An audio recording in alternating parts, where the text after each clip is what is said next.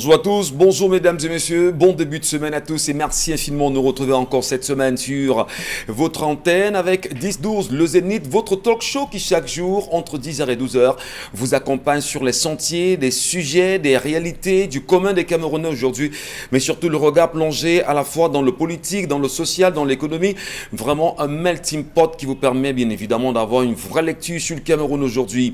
Comment se passe-t-il aujourd'hui, du moins comment se porte-t-il depuis le lancement des procédures visant à mieux comprendre la gestion des fonds Covid-19 autour des différents ministres qui, dit-on, sont 12 aujourd'hui à être déjà passés au TCS pour se faire entendre sur la question de cette gestion. Les débats enflent en même temps dans les chaumières du Cameroun. Chaque Camerounais s'interroge finalement qui rendra gorge. Peut-on le dire que si jamais le Fonds monétaire international n'avait pas mis une certaine pression sur le régime de Yaoundé, on serait encore passé à côté de ce sujet, comme c'est le cas avec la CAN qui ne s'est toujours pas jouée et qui risquerait peut-être aussi d'être renvoyée ailleurs. Quel est le regard des Camerounais aujourd'hui sur cette question hautement urgente et qui touche en réalité les pontes du régime et l'occasion, bien évidemment, je vais dire le regard porté aujourd'hui sur ces ministres. Qu'est-ce qu'il en est véritablement?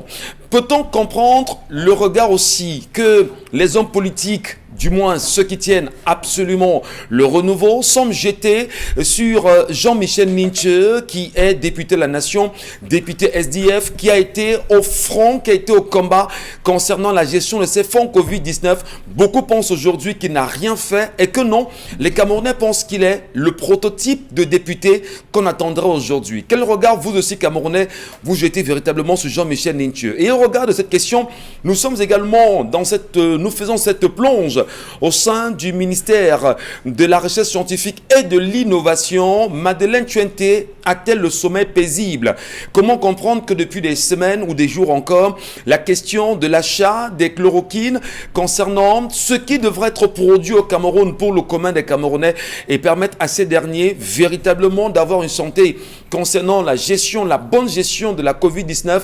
Madeleine Tchouenté, peut-on le dire humblement, le regard est jeté sur la ministre, a-t-elle le sommeil tranquille? Que va-t-elle nous dire dans les jours à venir?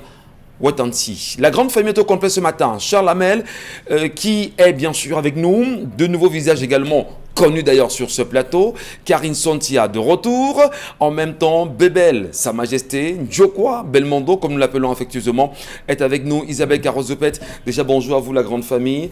Et bonjour d'abord au nouveau. Karine Sontia, bonjour.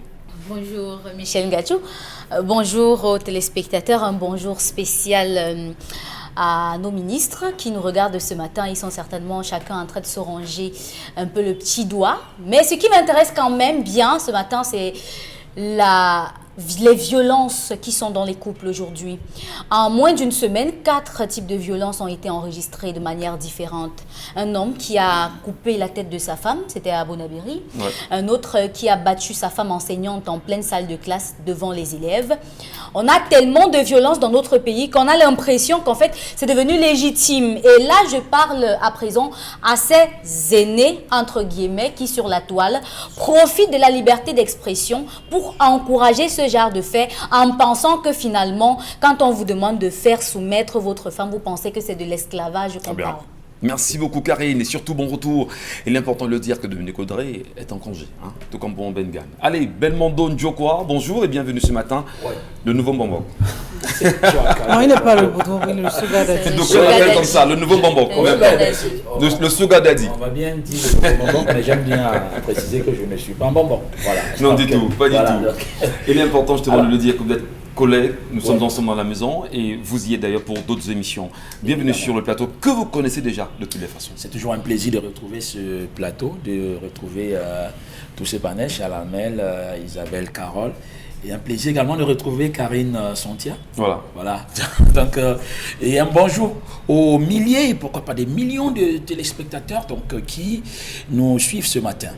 Bonjour à vous mesdames et messieurs. Karine Sontia, non seulement Belmondo, mais surtout Isabelle Carozopet, toujours présente. Bonjour à vous. Bonjour madame. Michel, bonjour à ceux qui regardent le programme. Comment peut-on détourner ou encore prendre sur soi de voler l'argent des morts? ou encore de la maladie. Est-ce que ce n'est pas aussi quelque part une certaine malédiction même à la limite? Parce que l'argent vraiment qui est destiné à une personne qui soit malade, qui soit en difficulté, qui soit décédée, qui soit là pour pouvoir justement barrer la route à une pandémie, et qu'on se retrouve aujourd'hui à pouvoir essayer de faire les comptes, on n'arrive pas entre telle ou telle autre personne. Chacun essaye tant bien que mal à son niveau de pouvoir jeter la pierre sur l'autre. Je crois quand même que ce sont des situations qu'on ne devrait même plus d'ailleurs vivre dans ce pays, bien sûr, parce que la santé, c'est quand même quelque chose d'assez élémentaire, d'assez primordial, d'assez vraiment important, surtout que lorsqu'on parle de la population, pour pouvoir bien évidemment, comme il se doit, penser à ces derniers, à pouvoir les sauver. Merci beaucoup Isabelle Carole. Charles Badjou, bonjour, bon début de semaine. Bonjour Monsieur Michel Ngatiou, bonjour à tous les téléspectateurs. Hier c'était dimanche et hier il y a étrangement eu l'organisation d'une compétition, ce qu'on appelait un tour cycliste, Monsieur Michel Ngatiou. On a bloqué tous les axes partant de Bepanda jusqu'à Mobile Bonakwama. Tout était bloqué. On n'a pas pris la peine d'avertir aux usagers qu'ils devaient avoir. Ça a causé d'énormes désagréments. Je ne peux pas vous le dire, Monsieur Michel Ngatiou. Je crois que dans une république ou dans une ville comme celle-là, tenue avec un maire de ville, Monsieur le maire, c'est de votre obligation de sensibiliser. Les médias existent, sensibiliser en disant il y aura tout cycliste, voici les voies qu'on va occuper et voilà les voies de contournement vous devrez prendre pour éviter ces différents axes. C'était désagréable. Je ne peux pas vous raconter ce qui s'est passé hier, Monsieur Michel Ngatiou. Vraiment, vivement que ça n'arrive plus. L'économie doit tourner, les gens doivent fonctionner. Vous n'avez pas besoin de bloquer des axes comme ça, Monsieur le maire. Il y a un budget, il y a même parfois un budget alloué pour la communication. Voilà. Mais on ne sait pas. Pour la communication. On ne communique pas. Voilà. Je voudrais rapidement prendre cette expression d'un aîné, d'ailleurs ministre de son État, avec qui j'ai échangé ce week-end, qui m'a dit « le pays est en désordre ». Voilà. À vous de comprendre. Merci à vous, madame, messieurs. Et vous le savez en même temps, les contacts téléphoniques, du moins les contacts qui vous donnent l'occasion de nous avoir et de laisser vos nombreux commentaires, vous l'avez au bas de l'écran, envoyez-nous vos réactions. Vous avez également la page Equinox TV. Pour vous qui êtes abonnés, merci d'interagir. Allez, ce matin, l'histoire du jour, c'est avec vous, Karine Santia. Qu'est-ce qui se passe ce matin ? L'histoire de ce matin, c'est l'histoire de Louise qui nous dit qu'elle suffoque, elle n'en peut plus, elle n'arrive plus à supporter la situation et elle sent qu'elle va abandonner. Il se passe que Louise est mariée depuis 10 ans déjà et elle a 3 enfants avec son mari, un de 9 ans, 5 ans et puis 3 ans. Et quand elle s'est mariée et qu'elle a commencé à faire ses enfants, son mari a décidé qu'elle n'allait pas travailler, qu'elle allait rester à la maison, prendre soin des enfants puisqu'ils étaient tout jeunes. Donc elle devait prendre soin de l'éducation des enfants pendant ce temps-là. Sauf que durant tout ce temps, Louise n'a jamais appris à faire quoi que ce soit, en dehors de faire la cuisine, le ménage, la lessive, prendre soin des enfants, coucher les enfants, faire des répétitions aux enfants. Et pendant tout ce temps, le monsieur, il assurait bien à la maison, c'est-à-dire qu'elle ne manquait de rien, elle était aux petits soins, son agent de ration venait le mois à chaque fois qu'on faisait la paye, donc elle n'avait pas de problème. Maintenant, il y a 2 ans, son mari a fait un accident. Et à la suite de cet accident, on lui a amputé les 2 pieds et une main. Ça fait que le mari de Louise n'est plus capable de faire quoi que ce soit de ses différents membres. Et Louise est devenue la mère, le père de toute la famille. Et elle dit que puisqu'elle n'a jamais su faire quoi que ce soit, après avoir utilisé une partie de l'argent que son mari réservait en banque pour les soins et autres, elle a utilisé l'autre partie pour qu'il puisse survivre après l'accident quelque temps. Sauf qu'aujourd'hui, le compte, il est vide. Elle ne sait pas comment elle fait. Elle est obligée d'appeler les membres de la famille, les oncles, les tantes, les frères de son mari pour qu'on envoie de l'argent de temps en autre pour qu'elle puisse subvenir aux besoins primaires de la maison, c'est-à-dire nourrir d'abord tout le monde parce que son mari est devenu, dit-elle, un bébé. Aujourd'hui, la famille de Louise veut qu'elle parte. Elle a même déjà prévu qu'elle quitte son foyer. la famille a déjà prévu qu'à la fin de ce mois, elle viendra prendre Louise et ses enfants et abandonneront le monsieur parce qu'eux, ils ne peuvent pas parce qu'elle a fondu, elle a noirci. Louise qui était toute fraîche, elle n'arrive plus à prendre soin d'elle et tout. Et Louise elle-même dit qu'elle n'arrive plus. Elle risque d'avoir un AVC parce qu'elle ne sait pas comment elle peut faire aujourd'hui avec les petits-enfants et son mari qui est devenu aussi un bébé. Donc, elle demande que vous l'aidiez. Si elle doit rester, mais comment est-ce qu'elle doit trouver la force? Alors, si elle doit partir, qu'est-ce qu'il faut qu'elle fasse? Merci beaucoup, Karine Sontia. On va déjà ce matin transmettre tous nos soutiens aux femmes qui font beaucoup pour la vie des hommes aujourd'hui. Salut également ces femmes qui chaque matin se réveillent au petit matin, préparent les enfants, préparent la maison, rentrent, s'occupent de l'essentiel, faire à manger, s'occupent de leur mari, s'occupent de tout le monde. Et bien dire en même temps que la femme est une chance pour la vie, la femme vraiment au-delà de tout ce qu'on peut bien dire est cette maman de l'humanité. Merci à vous les femmes, beaucoup de courage. Mais l'histoire de ce matin est tout à fait particulière. Et on souhaiterait aussi que les femmes que vous êtes, que vous nous laissiez votre commentaire. Comment comprenez-vous cette femme qui, dans cette situation où son mari est devenu handicapé, quand même, 2 pieds amputés et humain à la suite d'un accident, il est important qu'elle continue de survivre avec 3 enfants. Celui-ci est devenu une charge compliquée pour elle, en location, mais surtout depuis 2 ans, elle ne tient plus. Et la famille veut l'enlever pour qu'elle retourne chez eux. Comment vous comprenez ça? Qu'est-ce que ça vous inspire comme commentaire? On vous attend. Merci beaucoup. Le sujet est assez fort quand même, M. Belmondo Ndiakwa. Dire que l'on soit handicapé aujourd'hui, la femme est tout à fait dépassée par les événements. 2 ans de souffrance pénible avec les enfants, 3 enfants. Elle ne sait plus à quel sens se vouer. La famille voudrait qu'elle retourne au sein de sa famille souche. Comment vous comprenez ça et quel conseil, quel regard vous y jetez? Comment l'aider à se retrouver cette femme-là? Oui, d'abord, je déplore l'attitude de la famille déjà. La famille déjà qui... le mari, on dit que le mari, il était exemplaire, c'était un mari exemplaire, ok, qui pourvoyait bien aux besoins de sa famille. Et si vous cherchez bien, il aidait même bien cette belle famille-là. La preuve, c'est que la femme en question dit qu'elle ne faisait rien. Donc, elle était le genre dit consommatrice à la maison. Excusez le terme. Parce que les femmes, quand on les aime pas, quand on prononce, quand on dit consommatrice, parce qu'elle ne faisait rien. Ok? Donc, elle ne vivait que de ce que son mari produisait. Ouais.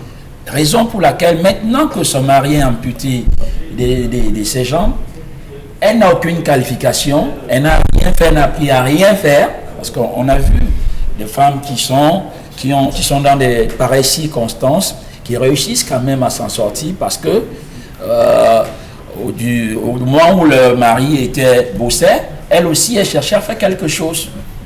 Ça pose donc le problème de l'emploi pour les femmes. Ouais. Parce que ceci m'amène à questionner justement le pourquoi certains hommes refusent que leurs femmes travaillent.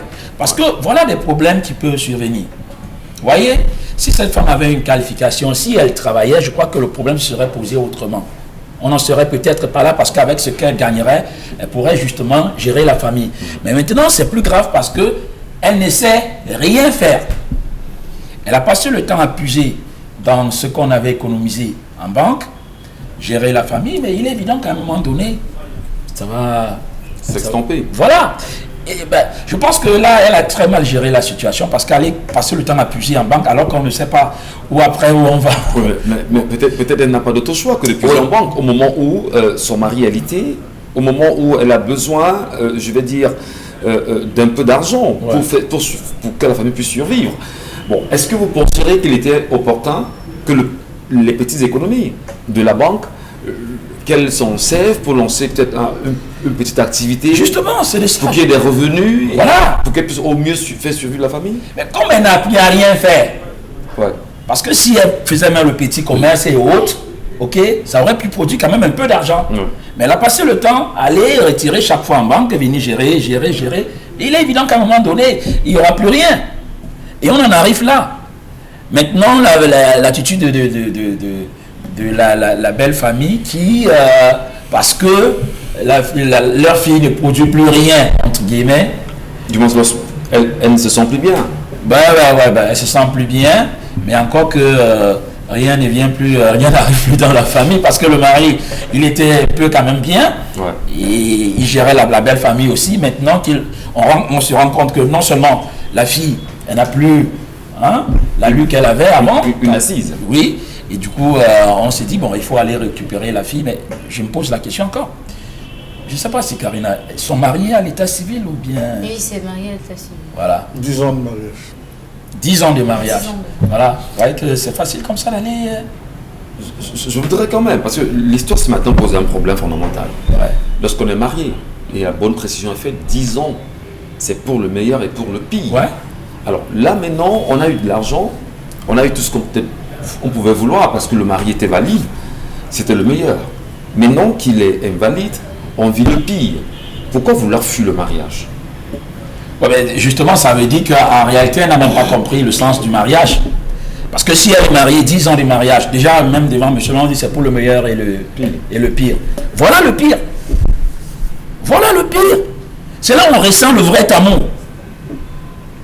Si vous êtes là au temps des vaches de race, tout va bien, tout bien, et qu'au moment où le pire survient, donc vous prenez la clé des champs, donc moi je dis non.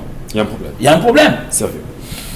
Isabelle Carozopette, justement, la question du meilleur et le pire se pose dans cette histoire ce matin. Qui doit supporter le meilleur, qui doit supporter le pire? C'est là où j'attendais. Parce qu'en réalité, comment vous comprenez ça? Qui doit supporter le meilleur et qui doit supporter le pire dans ce cas? Je crois qu'il n'y a personne pour supporter le meilleur, personne pour supporter le pire. Ouais. Personne. C'est-à-dire que quand on signe vraiment, que ce soit l'homme comme la femme, on vous dit c'est pour le meilleur et le pire. Monsieur qui est victime d'un accident de la circulation, ça pouvait être également madame qui soit victime d'un accident de la circulation. Parce que ça, c'est pas quelque chose de prémédité, quoi que c'est des choses qui arrivent. C'est pour ça que même quand le maire vous dit pour le meilleur et le pire, il ne sait pas de quel côté ce vent du pire va souffler. Ouais. Donc, comme quoi, il faut simplement être aguerri. Ça peut être les enfants, ça peut être votre famille, votre belle famille et tout ce qui va avec. Donc, moi, je pense que pour le cas précisément, cette femme a vraiment faussé, elle est même en train de fauter. Et vraiment, si elle écoute sa famille, elle va être induite en erreur. Votre mari est inapte aujourd'hui, mais hier, il a été apte. Est-ce que hier, il a été un bon mari? C'est aussi ce qu'il faut savoir. Parce que Michel Ngatou, tenez-vous bien, il y a des hommes qui n'ont pas été victimes d'un accident de la circulation, qui ont justement tous leurs membres, mais dans des maisons, vous voyez des femmes qui ont la casquette de l'homme et de la femme. Et oui, pourtant, il y a monsieur qui est à la maison, qui est bien portant même, si vous voulez le savoir. Mais c'est elle qui est appelée à tout faire. Donc, pour le cas d'espèce, il s'avère que ce soit un accident. Avant que monsieur ne fasse l'accident, il subvenait aux besoins de la famille et il jouait son rôle de père, son rôle de mari. Aujourd'hui qu'il a fait un accident, on comprend que ce sont des choses qui arrivent. Maintenant, c'est un réaménagement, une réorganisation qui s'impose au sein de cette famille. C'est de ça qu'il est question. Il faut tout réorganiser de A à Z. Si on a l'habitude de manger 5 œufs ou 10 œufs le matin, on est obligé de commencer à réduire, de tremper le maïs pour faire peut-être la bouillie, pour pouvoir justement à partir de là donner ça aux enfants le matin. C'est de ça qu'il est question. Donc moi je crois que la femme, en puisant dans les économies, vraiment, vous ne prenez que ce que vous avez mis. C'est la logique de la banque. Tu ne prends que ce que tu as mis. Donc tu ne peux pas passer le temps à puiser.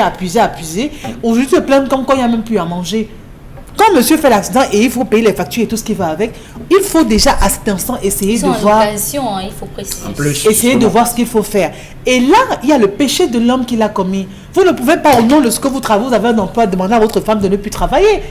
Quelles sont ces femmes aussi qui acceptent ce genre de choses? Moi, je me pose ne pose même pas le problème fondamental justement du comment est-ce que l'homme doit accueillir sa femme? Parce que vous vous dites, j'apporte, elle apporte.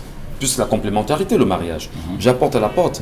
Est-ce que ce n'est pas l'occasion de dire aux hommes, en réalité, lorsque vous épousez des femmes qui n'ont peut-être pas de formation, de qualification, c'est le moment opportun, avant le mariage, de bien la former, ou pendant le mariage, de la former à un métier, c'est ce qu'on se tue à dire tous les jours sur le plateau.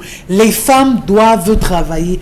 Peu importe la situation, la stabilité qui règne dans votre foyer financièrement, vous devez travailler. Il y a des femmes qui sont à la maison, mais qui ont une boutique là devant, qui gèrent, qui ont ouvert des pressings, qui vont superviser. Ça veut dire que si monsieur est tellement jaloux au point où il n'a pas envie de voir sa femme sortir tous les matins, elle peut avoir une activité qu'elle passe le temps à superviser. Et là où elle est à son domicile, il y a des choses qu'elle peut faire. Il y a des ventes en ligne et tout ce qui va avec. Donc je crois que c'est aux femmes de s'imposer, ce n'est même plus aux hommes. Parce que dire que non, est-ce que les hommes ne doivent pas comprendre que les femmes doivent travailler? C'est aux femmes qu'il faut parler. C'est aux femmes qu'il faut dire, ne laissez pas les hommes vous réduire à ce niveau, à être femme de foyer, à vous occuper juste des enfants. Mais justement, pour cette dame, le cas échéant, le cas précis, qu'est-ce qu'on fait pour elle? Qu'est-ce qu'il faut lui dire? Comment l'encadrer? Ce qu'il faut dire, c'est dire à son mari, chérie, écoute, tu as donc vu là où ta décision nous a conduit.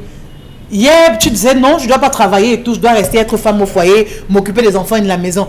Aujourd'hui, on paye le lourd tribut de cette situation. Ouais. Monsieur, madame maintenant doit tout faire pour commencer à ramener de l'argent. Maintenant, quand elle fait à manger, est-ce que monsieur se demande que l'argent de ration, là, ça sort d'où? Ça veut dire qu'on a en face une femme qui est fragile et fragilisée. Le dire à l'homme dans cette condition-là, justement, c'est pas précipiter sa mort. On n'a pas besoin de le dire, parce que quand il mange un riz sauce tomate poulet Michel Ngachou, il sait que sa femme ne travaille pas, l'argent la sort d'où? Non, mais le débat. Donc ça veut dire non. Ça veut dire qu'il y a l'infidélité qui plane sous son toit. Oui. Et c'est lui qui aura voulu que cette situation arrive. Parce que s'il avait laissé sa femme travailler au départ, elle ne serait pas revenue à ça. Parce que lorsqu'une femme est dans une situation de précarité, une situation où les enfants ont faim et tout, elle est sensible, elle est malléable, elle est fragile. Il faut faire attention. Merci beaucoup Isabelle Carozepet. Et l'histoire est tout à fait particulière ce matin. Mais on dit encore qu'ils sont très nombreux les hommes qui nous regardent ce matin. Peut-être la question évidente chez Alamé, c'est de se dire comment préparer en réalité le pire lorsqu'on est dans un mariage, lorsqu'on vit son mariage. Comment se préparer au pire de façon à être équilibré même dans ces situations difficiles pour les deux. Monsieur Michel, quand vous avez une femme qui passe plus de temps à consommer, à ne vivre que dans le plaisir qu'offre la consommation, vous ne pouvez qu'arriver à ce genre de résultat. Qu'est-ce que c'est que le mariage? Le mariage chez les Bantous repose sur 3 piliers essentiels. Le premier pilier, monsieur Michel Ngachou, c'est l'organisation. Organisation, action, prévention. Voilà ce sur quoi repose le mariage. Organisation, action, prévention. L'organisation n'est pas que masculine. L'organisation est essentiellement féminine, monsieur Michel Ngachou. C'est la femme qui pense. Votre père, là, quand il sort, quand on le voit partir, il est trop dépensier.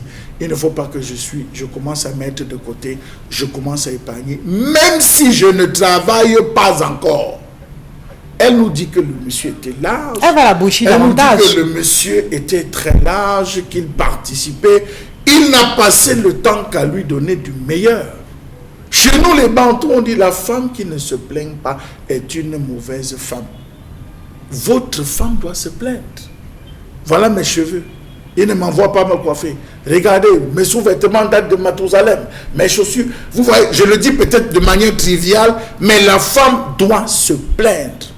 Ce n'est pas parce qu'elle manque de tout, non. C'est l'habitude de la femme de se plaindre. Mais est-ce qu'elle a pensé organiser? Non.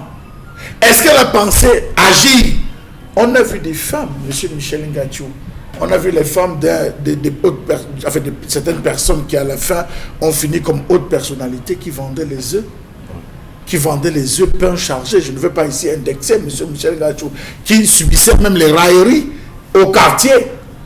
Mais elle a dit, je fonce. Vous avez des femmes dans les quartiers, l'homme lui dit, ok, tu ne fais rien, tu finis ta maternité. Elle dit, d'accord, mais permets-moi d'avoir une épicerie devant la maison. Que je tiens ma petite épicerie, que je vends mes petites choses, que ça ne me dérange pas. On a vu des femmes dont les maris ont dit, tu ne bouges pas. La femme dit, ok, j'ai compris. Elle va chercher un champ, elle cherche les gars, bamène qu'ils cultivent dans le champ. Lorsque la récolte vient, elle a dit en train de gérer avec d'autres personnes pour le faire. On a vu des maris qui ont dit, non, tu ne fais pas. Voilà des femmes qui se lèvent, elles achètent les poulets. Elle jette dans sa cour, elle nourrit, à la fin, elle met la petite plaque à vendre, ça fait ses 2000, ça fait ses 3000. Elle prépare elle s'en sort, monsieur Michel Ngachou. Ouais. C'est organisation. Organisation. Action, et prévention. Alors, prévention, justement, c'est le dernier point. Puisque vous interpellez justement la femme, on revient sur la prévention, vous interpellez la femme qui doit être dans l'organisation, dans la prévention et dans l'action d'ailleurs. Mais monsieur Michel Ngachou, l'homme dans ce cas lui fait... Lorsqu'elle se rend compte... Non, l'homme pourvoit. Il dit ne bouge pas. Il pourvoit. Ça veut dire qu'il met tout à la disposition de la femme. Elle-même a confirmé que l'homme a mis tout à sa disposition. Ouais. Elle ne manquait de rien. Est-ce qu'elle a pensé donc organiser, agir? La prévention aujourd'hui, c'est un jour on peut chasser mon mari du travail. Ouais. Un jour mon mari peut rentrer et me dire que le travail peut finir. Monsieur Michel Ngachou, ce n'est pas le premier jour. C'est quoi le plan B? C'est quoi le plan B? Un matin, mon mari peut décéder. Il peut sortir, il ne rentre pas. Comme ce monsieur qui était sorti, les billes de bois l'ont fini au niveau de... Je fais comment? On est dans la prévention. Maintenant, il dit, ça peut arriver. Bon, il faudrait qu'on pense à un plan B. Comment sécuriser? Comment? Elle se met à travailler son cerveau. La femme qui est à la maison travaille, monsieur Michel Ngachou. Effectivement. Que les gens se détournent quand on dit que ma femme est à la maison, elle est ménagère, c'est un travail énorme. Je dis un travail énorme. Alors, la femme n'a pas pensé à la prévention. L'homme se retrouve dans cet état, elle dit, ah, il est dans cet état, maintenant le même niveau de vie. Vous voyez, elle a maintenu le même niveau de vie, la même qualité de vie. Ça veut dire que s'il mangeait les tripes, elle a continué à aller défalquer l'argent, acheter les tripes. Si la ration c'était 100 000, elle est restée sur le même piédestal. Aujourd'hui qu'elle est confrontée à la réalité, vous voyez, cette réalité lui entre de la ramener, lui revenir au visage. Elle a peur de se regarder dans le miroir. Qu'est-ce qu'elle décide? C'est abandonner et fuir. C'est comme ça quand le navire coule, le premier à fuir c'est le rats. Lorsque la famille l'encourage, lorsque sa propre famille souche l'encourage, est-ce que c'est pas problématique pour cette famille également? Ce qu'il faut dire, monsieur Michel Ngachou, ce qu'il faut dire, c'est qu'elle a déjà pris une décision. Elle a pris une décision, elle va partir. C'est le courage qu'elle n'a pas. C'est sa conscience qui lui parle. Elle a déjà pris une décision, je pars. Mais c'est le courage de faire ses affaires. Imaginez des enfants de bas âge. Comment elle va faire? On va récupérer les enfants. On va abandonner ce monsieur. Vous savez, je vais vous dire, tous les hommes qu'on abandonne, pour que la famille de l'homme vienne, on va lui dire que ça, tu t'occupais de ta femme, tu t'occupais de ta belle famille, tu nous regardais, c'est le martyr et généralement c'est la mort. Donc ce qu'elle est en train de faire, elle est tout simplement en train d'assassiner son mari. C'est sa croix, c'est son calvaire. Le mariage, c'est un sac contenant 99 serpents, une anguille. Elle vient de prendre le mauvais serpent qu'elle supporte. Karine Santia, devrait-on au final avoir peur du mariage ou pas? 99 serpents, une anguille. Ben, on a l'impression qu'on vivrait toute sa vie avec les serpents. Après, on n'a jamais dit que c'est rose partout. Vous pouvez ne pas avoir d'accident que vous avez un problème qui dépasse ça. Hein. Il y a des gens qui vivent pire, mais qui ne le fassent pas savoir. Ils ne le font pas savoir. Mais ce qui m'intéresse dans cette histoire particulièrement, c'est les logiques de mariage, tu apportes, j'apporte. Dans ce mariage-ci, la logique était claire. J'apporte, tu gères. Ce que la femme gérait, c'était la maison, la famille, les enfants. Et dans ce cadre-là, c'est un couple de personnes qui vivaient un niveau de vie qui les dépasse. En fait, un niveau de vie à leur niveau, vous voyez, mais qui ne prévoyait pas. Un niveau de vie à leur niveau parce qu'ils l'avaient un peu, mais qui n'avait pas de lendemain, qui ne pensait pas à demain. Et généralement, dans les couples, la personne qui pense à demain, c'est d'abord la femme. Toujours. Parce que c'est la femme qui dit qu'il nous faut une maison. Toujours. C'est la femme qui dit que il faut que... Pas toujours. Hein. Non, mais la vérité, c'est la femme qui dit que je ne veux plus que le bailleur vienne cogner quand on dort. Il y en a qui vont peut-être me tirer dessus, mais j'ai dit toutes les femmes ne pensent pas pareil. C'est que vous n'êtes pas en couple. D'accord, poursuivez Karine. Dans cette histoire ce matin, c'est le travail d'équipe qui devrait régner dans un couple. Que votre femme soit femme au foyer ou une femme qui travaille, vous devez être une équipe. De manière à ce que quand l'intrus arrive, lui-même il voit que tellement vous êtes soudés, il n'arrive pas à convaincre qui que ce soit. Ce monsieur aurait fait un accident et si cette femme n'avait pas raconté à sa famille que vraiment je souffre trop, si je ne me donne pas aujourd'hui, on ne va pas manger chez moi, on ne saurait jamais qu'elle a les problèmes chez elle. Vous voyez un peu, il y a des couples comme ça qui vivent le martyre, mais jamais vous les verrez devant votre porte. Parce qu'à un moment donné, quand vous êtes dans cette situation, vous faites d'abord de la résilience. De la résilience, parce que ça vous demande de réaménager votre vie, de tout changer dans votre vie. Et pour changer dans votre vie, vous devez d'abord vous recentrer sur vous-même. C'est à partir de là, de vous-même, comment vous voyez vos enfants et l'attitude que ces enfants ont avec leur père qui est de nouveau, qui est comme ça, handicapé, qui vous donne le courage de vous battre pour cette famille. Vous voyez un peu ce que je veux dire? Au lieu de se lamenter. Oui, au lieu de se lamenter. En fait, c'est la manière avec laquelle les enfants se comportent autour de leur papa qui vous dit « Ah non, je ferais mieux de rester. Ouais. » Parce que ces enfants, ils ont besoin de lui. Vous voyez un peu? Donc, dans ce genre de situation, il n'est pas nécessaire de fuir. Parce que même si elle fuit, il faudra qu'elle explique aux enfants pourquoi elle a fui. Le petite réunion que je voulais faire, c'est qu'il y a... On ne sort pas l'histoire. Hein. Il y a une histoire que je connais particulièrement. Un monsieur qui perd son travail et est à la maison. Il reste à la maison. Mais madame, quand même, continue justement d'aller à son boulot. Et ce que la dame fait à chaque fois qu'elle revient avec de l'argent, elle va voir son mari, lui dit, bon, voilà ce que j'ai gagné comme argent. Elle lui remet. Maintenant, c'est lui qui organise l'argent de madame. Au point, un jour, madame a pris sur elle le risque de donner de l'argent de locomotion aux enfants qu'elle a à l'école. Et monsieur lui a dit, madame, c'est la dernière fois. Mon autorité de mari ne doit pas avoir de soucis ici. Jusqu'à ce que je retrouve un emploi. Donc, vous poursuivez Karine. Juste dire quand même qu'il y a l'attitude de la femme qui compte dans la situation. Il faut prendre le point, peut-être qu'elle ne nous a pas tout dit. Peut-être ils ont déjà accumulé des aérés et qu'on envoie de les libérer ou peut-être de les chasser. Après, elle peut masquer ça. Mais je vois très mal un bailleur qui mettrait quelqu'un qui a eu un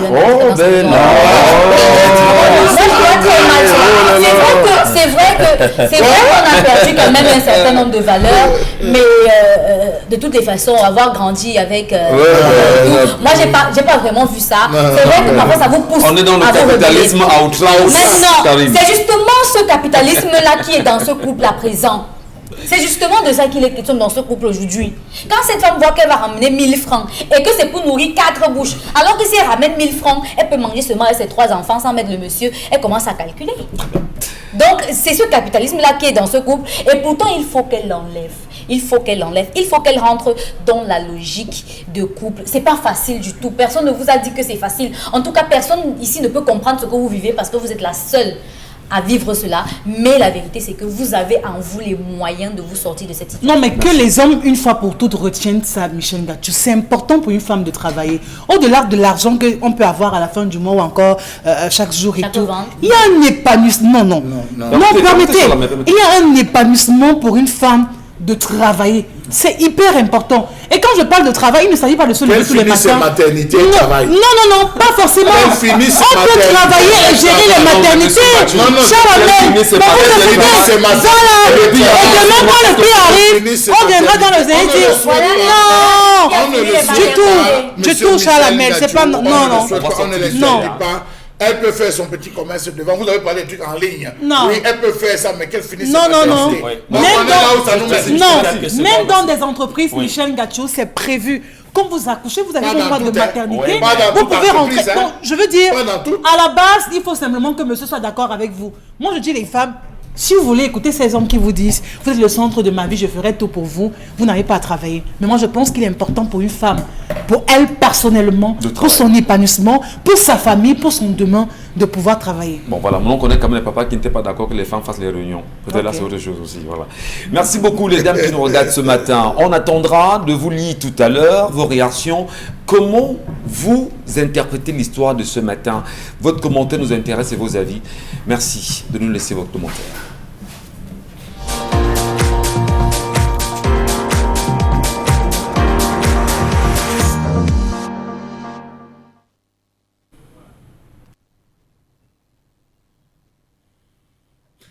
Je m'interroge ce jour sur la question de l'inertie des conseils régionaux 100 jours seulement après leur prise de fonction dans ce pays.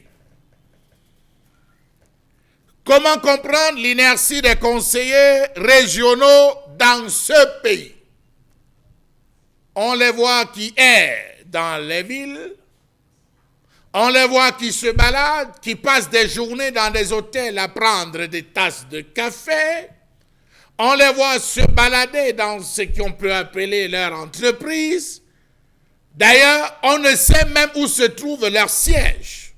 Pour beaucoup d'entre eux, ils passent plus de temps à se pavaner avec la gloire d'être appelés président régional. Quel est le jeu trouble du ministère de la décentralisation et du développement local, le ministère de l'économie et de la planification, le ministère des finances? Quelle était la nécessité de mettre en place les conseils régionaux si tout n'était pas fin prêt? Quelle était la nécessité de le faire? Point d'interrogation. Comment comprendre que le président de la République fasse payer des salaires de 400 000 francs CFA à 700 000 francs CFA par mois aux conseillers régionaux pour qu'ils se tournent les pouces? Les conseillers régionaux ne font rien. Ils consomment l'argent du contribuable pour rien. Comment comprendre que les conseillers régionaux n'ont pas pris la peine sur eux de dire non, nous ne faisons rien, nous ne travaillons pas, par conséquent on ne prend pas cet argent? 400 000 francs CFA, 700 000 francs CFA, c'est trop. C'est trop pour un pays qui a des problèmes comme le Cameroun. Comment comprendre que plus de 100 jours après l'installation des exécutifs régionaux, la population reste dans l'expectative quant à la touche de ces nouvelles collectivités territoriales décentralisées qui vont et doivent apporter au développement local? On a aperçu une seule fois le président du conseil régional du littoral en compagnie du maire de la ville Bassandiné lorsqu'il disait qu'il a curé les drains, en fait c'était des carnivores. C'est là on l'a aperçu et plus rien. Est-ce qu'il existe même un président de conseil régional dans le littoral? Question. Quelles sont les actions qu'ils posent? Peut-être ils sont encore en formation. On les installe, on organise le vote, ils font des professions de foi, ils présentent leur programme et après ils rentrent en formation. Voilà comment on vit dans ce pays. Comment comprendre le déblocage de 30 milliards de francs CFA mis à la disposition, qui est en route, dit-on, pour faciliter la mise en place des régions à raison de 3 milliards de francs CFA par région? Ils travailleront avec quoi? Dans quelles conditions? Au moment où le personnel y afférent n'a même pas encore été recruté. Savez-vous que ces 30 milliards, dit-on, serviront à couvrir les frais de cession des organes délibérants, les frais du personnel, les salaires des membres, le fonctionnement des services, et déjà 7 milliards de francs CFA ont été mis à disposition rien que pour le fonctionnement. Pas un mot et rien de prévu pour les projets. 2 milliards de francs CFA iront aux indemnités du président de région et des membres du bureau. 5 milliards seront affectés au démarrage et au fonctionnement des conseils régionaux.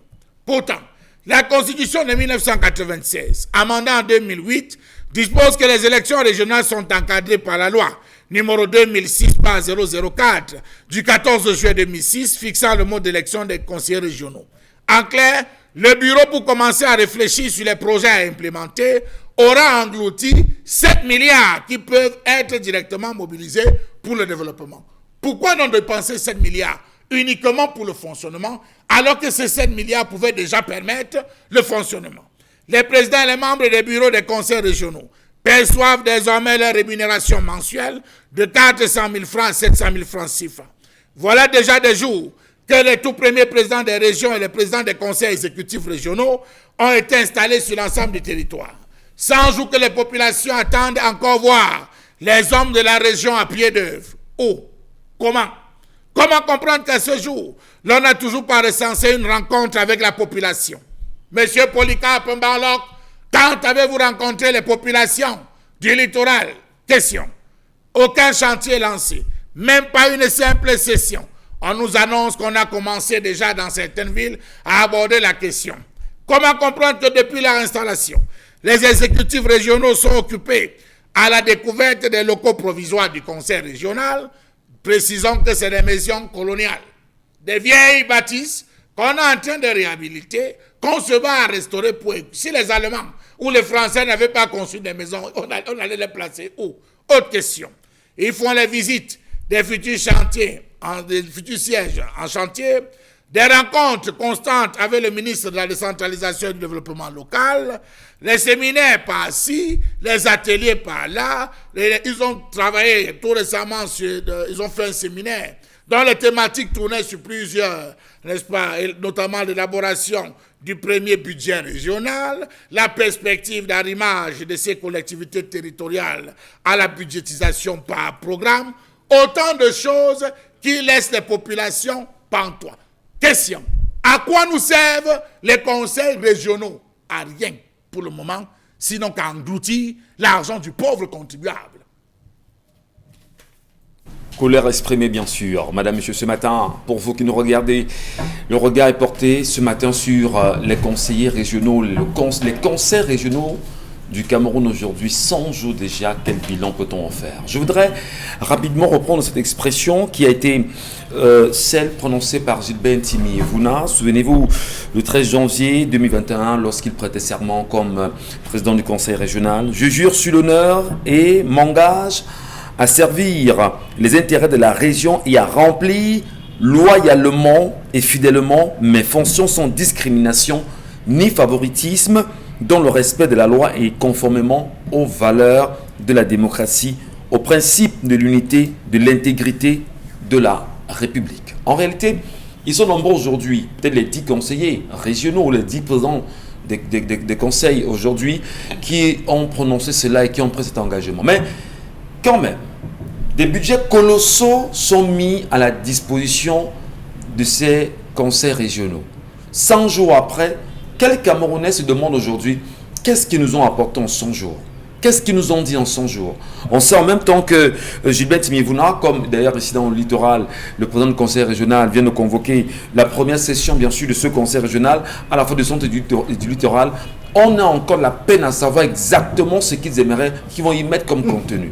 Fondamentalement, à quoi sert le conseil régional aujourd'hui, ou les conseils régionaux, quand on parle bien sûr, Belmondo Njokwa, de ce qu'on appelle la décentralisation, qui a été le prétexte de la mise en place de ce conseil, ou de ces conseils régionaux. Véritablement, les Camerounais doivent encore s'attendre à quoi là? Déjà, on s'est posé la question, quel est le rôle véritable du ministre et même de la décentralisation et du développement local? Si on vous demande quel est son rôle, vous expliquez quoi? Non. Moi, je pense que cette affaire des conseils régionaux, on le sait, a été mise sur place. C'était pour récompenser les uns et les autres. Parce que regardez comment d'ailleurs ces présidents des conseils régionaux ont été élus. Vous posez des questions. Si c'est sur la base des compétences ou c'est sur la base... Bref, ça posait un problème même déjà l'élection de ces présidents des conseils régionaux. Oui. Comment ils ont été déjà sélectionnés. Vous savez que ça n'a pas été facile. Alors, maintenant, quand on vous dit 100 jours après, on en est encore aux spéculations. Mais ce qui est grave, Charles, ce qui est grave, aujourd'hui on est en train de parler du Covid Gate. Je pense que même là aussi il faut chercher. Vous ne pouvez pas être en train de toucher 400 000 francs à 700 000 francs pour les présidents et vous ne foutez rien dans un pays. Mais attends, on vous paye pourquoi? Si ce n'est pas encore effectif, on attend quand ça va être effectif. Voilà. Allez, les salaires passent. Mais on en est encore à chercher même les sièges pour certains. Il n'y a même pas encore de locaux, il n'y a rien. On est encore en train de dire on va former. On est encore au niveau de la formation pour certains. De la gestion du budget régional. Gestion du budget régional. Mais il y en a qui, bon, ils ont déjà des salaires. Mais ils passent déjà la caisse. 400 000 francs, monsieur Ngachou. 700 000 francs le mois. Ils sont combien? Il y a combien de conseillers régionaux? Évaluez ça, imaginez le coût que ça fait. Centaines de milliards. Pour un pays comme le Cameroun. Dont on dit que les caisses sont vides quand même. Mais on dit que les caisses sont vides. On a recours au FMI chaque fois. On est sous ajustement, même si on ne veut pas le dire. Mais j'ai dit que on devrait également regarder vers ces conseils régionaux-là. Parce qu'on nous distrait peut-être un peu. C'est vrai qu'on devrait penser au Covid, on ne va pas laisser ça passer. Mais là, aller aussi du côté de ces conseillers régionaux. Alors vous estimez qu'au-delà du Covid qui est en train de faire toute la parade, et dont on tente de nous distraire avec... Mais on parle de près de 30 milliards, 30 milliards. Oui, je voudrais qu'on revienne. Fondamentalement, décentralisation, nous y sommes assurément. Je dis assurément. Peut-être je me trompe. C'est sur le papier. Oui, sur le papier. Ouais. Alors, est-ce qu'on peut au moins se dire que dans les régions du nord-est et du sud-ouest Cameroun, qui sont dans des revendications depuis 5 ans aujourd'hui, on connaît au moins des présidents des conseils régionaux là-bas? Vous me faites rire. Je pose la question. Vous voulez que je dise quoi? Est-ce qu'on les connaît au moins? Est-ce qu'au moins on peut la peine de dire, bon d'accord, je viens parler au peuple en tant que président du conseil? Ou du moins, qui sont les conseillers régionaux? Ils sont quand même 90 autour de lui. Hein. Oui, ils viennent d'où ils viennent. Ce sont les chefs, ce sont les conseillers. Il y a les conseillers, il y a les chefs traditionnels et autres. Les chefs traditionnels, non, ils sont quand même là-bas. Pour la plupart, ils ont même déserté. Ils siègent où, quand? Mais quand on vous dit qu'il n'y a même pas encore de sièges pour certaines régions, non, dis donc. Très bien. Alors, pas de sièges, les salaires sont bien transmis, du moins bien touchés par certains depuis plus de 4 mois déjà. S'ils aiment la nation, s'ils aiment les Camerounais, ils sont là pour servir, pour le Cameroun, pour le bas peuple. Alors, ok? Qu'ils disent que, ok, d'accord, nous sommes là pour le peuple, stoppez d'abord les salaires là. Quand ça va être effectif, payez-nous. Alors, justement, sur cet argument, Isabelle Carozo-Pech, je vous relance quand même. Est-ce que ce n'est pas nécessaire de dissoudre complètement ces conseils régionaux aujourd'hui et repenser à nouveau, parce que c'est des revendications légitimes de beaucoup de citoyens camerounais qui se disent ça ne sert à rien quand même aujourd'hui. Oui, mais c'est pour ça qu'on se pose quel était même l'engouement sortait d'où pour quand justement on parle de cette mise sur calmer les tensions dans les régions du Nord et du Sud-Ouest. L'engouement récompenser les copains. Moi, je vous pose une question simple. Si vous allez dans la rue là et vous demandez aux Camerounais, par exemple, aux citoyens lambda, de vous parler de ces différents conseils régionaux, encore de les présenter, de les citer, de donner leur nom, je ne suis pas sûr que 2 pourront vraiment vous répondre comme il se doit, ou alors pourront trouver des réponses à cela. Ça veut dire qu'ils sont au-delà d'être absentéistes. C'est grave, Michel Gacho. C'est grave parce qu'ils ne sont pas là. Ils sont absents, ils sont fictifs entre guillemets. Mais par contre, ils perçoivent des salaires. Et à côté de ces personnes qui perçoivent des salaires, dans ces mêmes régions, on manque d'eau. Dans ces mêmes régions, on meurt de soif. Dans ces mêmes régions, on souffre d'insécurité. Dans ces mêmes régions, on vit dans le noir. Dans ces mêmes régions, le panier de la ménagère explose. Pourtant, on vous parle de ces conseillers régionaux. Ça veut dire que leur rôle en première ligne, c'est chacun à son niveau de pouvoir sauvegarder sa région, de pouvoir la mettre au firmament. C'est comme un duel, c'est comme une compétition où chacun à son niveau va dire ok d'accord, je vais faire du littoral vraiment la meilleure des régions, et puis l'autre de dire je ferai du centre tel également une région de référence. C'est ce challenge qu'on veut créer justement. Qu'on devrait. Oui, c'est ce que je dis. En principe, qu'on devrait créer. C'est-à-dire que chacun à son niveau essaye de développer une région de telle enseigne qu'on n'ait plus rien à envier. Que celui qui soit à l'ouest Cameroun ou à l'est n'ait rien à envier à une ville comme Douala, n'ait rien à envier à une ville comme Yaoundé. Et qu'on ne parle plus en fait, qu'on mette fin à l'exode rural. Parce que c'est de ça qu'il est question. Quand les régions sont bien développées, les jeunes de ces régions n'ont plus envie de se déplacer. Alors vous, parce qu'ils trouvent leur compte. Au-delà d'être journaliste, au-delà, vous êtes citoyenne camerounaise. 100 jours déjà qu'ils sont là. Est-ce que ce n'est pas l'occasion de dire aux Camerounais que comptons les jours en réalité parce qu'ils sont là pour 5 ans. Et nous-mêmes Camerounais faisons le bilan de ce qu'ils vont faire chaque 100 jours. Non. Et on le leur envoie parce qu'en réalité, on se rend compte que 100 jours après, mais qu'est-ce qu'ils nous ont apporté? Ça, c'est vouloir donner l'AVC aux gens, Michel. Mais on fait quand vous demandez aux gens de calculer, par exemple, 400 000 là, sur 5 ans, vous voulez donner l'AVC à des Camerounais. Il faut calculer. Vous allez les empêcher d'aller travailler. Vous allez justement les empêcher de vivre. Parce que là, c'est asphyxier les gens, c'est-à-dire que ce sont les chiffres qui vont renverser certains. Donc, je crois que vraiment, on ne peut pas se lancer dans un tel calcul. Mais il est question de dire que s'ils ne servent à rien, Monsieur le Président de la République m'a dit qu'il regarde ce programme, qu'il est fidèle téléspectateur du 10 août le Zénith. Vraiment qu'il prenne ses responsabilités. C'est de ça qu'il est question. En faisant quoi? En faisant quoi? Il va dissoudre, c'est lui qui... C'est lui qui a tous les pouvoirs. C'est lui qui a permis l'organisation des conseils. Mais il fait le bilan. Il doit faire le bilan. C'est de son rôle de faire le bilan. Ouais. Vous avez pris une initiative. Maintenant, vous faites le bilan 100 jours après. Qu'en est-il? Rien. Au contraire, on ne fait que décaisser. Qui souffre? Le pauvre contribuable. Vous êtes là pour qui? Pour le peuple. Qui vous a voté? Le peuple. Alors que vous êtes président de la République, vous rendez compte à ce peuple. Et ça ne va pas, on le dissout. Merci beaucoup Isabelle Carozo-Pech. Mais là, vous êtes peut-être d'accord, Karine Santia, sur les propos portés tout à l'heure par Charles Lamé dans sa colère, qui estime que les conseillers régionaux ne foutent rien. Qu'est-ce que vous mettez comme bémol à cette expression? En tout cas, ils ne foutent rien. Moi, c'est ce que je vois. En tout cas, 100 jours, c'est 90 jours plus 10.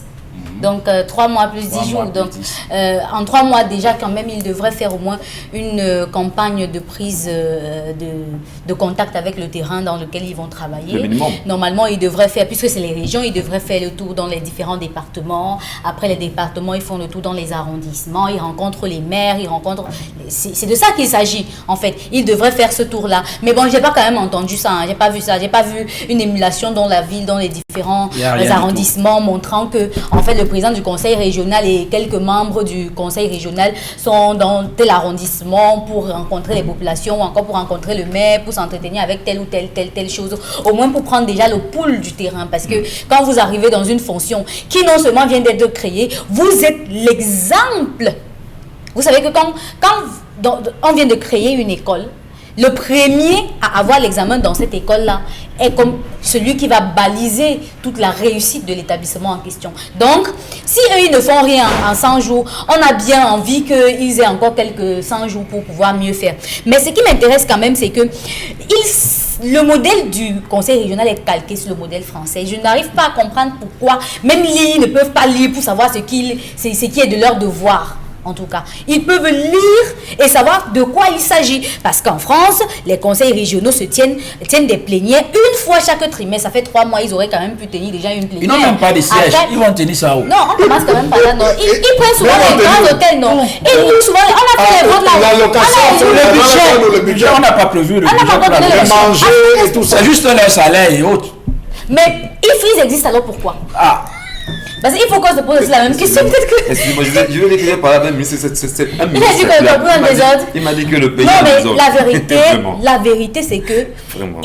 C'est après l'élection qu'on voit qu'ils sont formés notamment à la gestion des activités fiscales, qu'on voit qu'ils sont formés à la gestion des activités culturelles, qu'on voit qu'ils sont formés. Donc les gars partaient même comme ça là. C'est maintenant qu'on le formait. Bras ballants, ils ne savaient même pas là où ils partaient. Vous vous rendez compte que vous partez un examen sans avoir révisé, vous ne savez même pas quel genre d'épreuve on peut vous présenter. C'est aujourd'hui qu'ils sont en train de se former. Et pourtant, les lycées les attendent, les écoles les attendent, les activités culturelles les attendent. Je suis dépassée que même dans la loi sur la décentralisation, ils n'aient pas pu trouver ce qui est de leur devoir là-bas pour aujourd'hui être en train de travailler. Ils ont voulu être élus. Ok, vous êtes élus. Maintenant, vous travaillez. Vous n'avez même pas de siège. Vous n'avez même pas de base. Vous faites comment? Ils se contentent d'être 80. Vous voyez comment on a les 90 personnes pour manger de l'argent. C'est 90 par région. 90 par région. Donc, ça fait 900. Alors moi, ce qui me surprend quand même, c'est qu'on a l'impression que les chefs traditionnels, en réalité, qui ont un travail, je veux dire une activité particulière, ce qu'on appelle le commandement traditionnel aujourd'hui. C'est-à-dire que nos chefs sont des traîtres en réalité. Permettez, le thème peut être un peu choquant, mais ils sont complices de ce que le peuple vit aujourd'hui dans sa misère, alors qu'on dit que c'est le commandement traditionnel qui a également son mot à dire. Mais il fallait voir comment ces chefs-là se bagarraient dans les commandes pour avoir la primaire. Il fallait voir. Ils sont installés par qui ces chefs-là? On en reparle bien sûr dans la deuxième partie, madame, messieurs. Mais au-delà de ces questions évoquées ici, qu'est-ce qui se passe exactement au niveau du ministère de la Recherche scientifique et de l'innovation? Qu'est-ce qui s'est passé avec les 5 milliards dont on dit 6 milliards? Non. Il y a l'argent du Covid, il y a l'argent justement qui était adressé pour la fabrication des chloroquines et azithromycine. Et ça fait justement débat.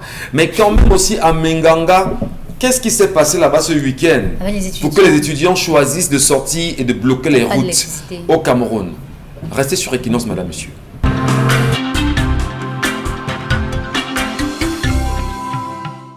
Allez, nous vous souhaitons bon retour sur notre antenne. Vous restez sur Equinox Télévision, madame, messieurs, bienvenue. Si à l'instant vous prenez la peine de nous regarder religieusement, nous saluons fièrement tous les Camerounais de la diaspora qui nous regardent chaque matin. Chaque matin, peut-être pour nous qui sommes, pour ceux qui ont la possibilité de le faire en direct sur notre Facebook Live. Et bienvenue également à ceux qui nous regarderont au courant de la journée. On en profite pour adresser beaucoup de courage à ces Camerounais qui tentent tant bien que mal chaque jour de nous avoir, mais ne parviennent toujours pas. Mais rassurez-vous, nous resterons au parfum de vos inquiétudes, question de mieux les résoudre convenablement. Allez, nous parlions à l'instant, avant la petite pause, des 100 jours d'existence des conseils régionaux aujourd'hui au Cameroun, mais surtout l'apport des présidents, si vous voulez, des bureaux ou des présidents des conseils régionaux. Qu'est-ce qu'ils ont apporté à vos régions depuis 100 jours aujourd'hui? Peut-on dire exactement que le gouvernement camerounais, dans son élan d'implémenter ce qu'il qu'il appelle la décentralisation serait vraiment, pense véritablement aux petits Camerounais aujourd'hui. Et au-delà de cette question ou de ces questions, les Camerounais au moins se posent-ils la question de savoir à quoi leur servent concrètement les présidents des conseils régionaux? Les connaissent-ils au moins? Qu'est-ce qu'ils ont comme contact humain, physique et réellement sur le terrain? Restent-ils uniquement dans leur bureau? Et parlant de bureau, beaucoup dit-on n'ont pas de bureau. 700 000 francs pour certains en ce qui concerne les salaires, 400 000 francs pour d'autres. Charles Amen va-t-il dire justement que les budgets sont colossaux et ça fait froid dans le dos aujourd'hui en termes de dépenses et de charges de l'État sur cette décentralisation?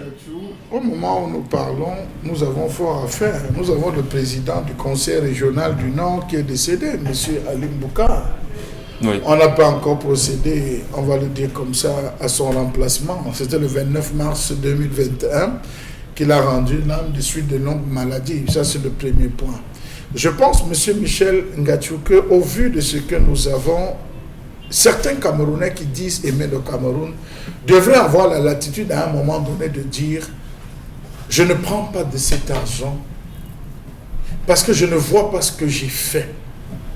Cet argent, je devrais le gagner à la sueur de mon front. » Tous ces présidents régionaux qu'on a mis ne souffrent pas. Ce n'est pas des affamés. Permettez-moi, M. Michel Ngatou. Ce ne sont pas des affamés. C'est des personnes qui ont un gain, qui ont des entreprises, qui ont, et je peux vous dire, des anciens fonctionnaires, c'est des gars qui financièrement sont nantis.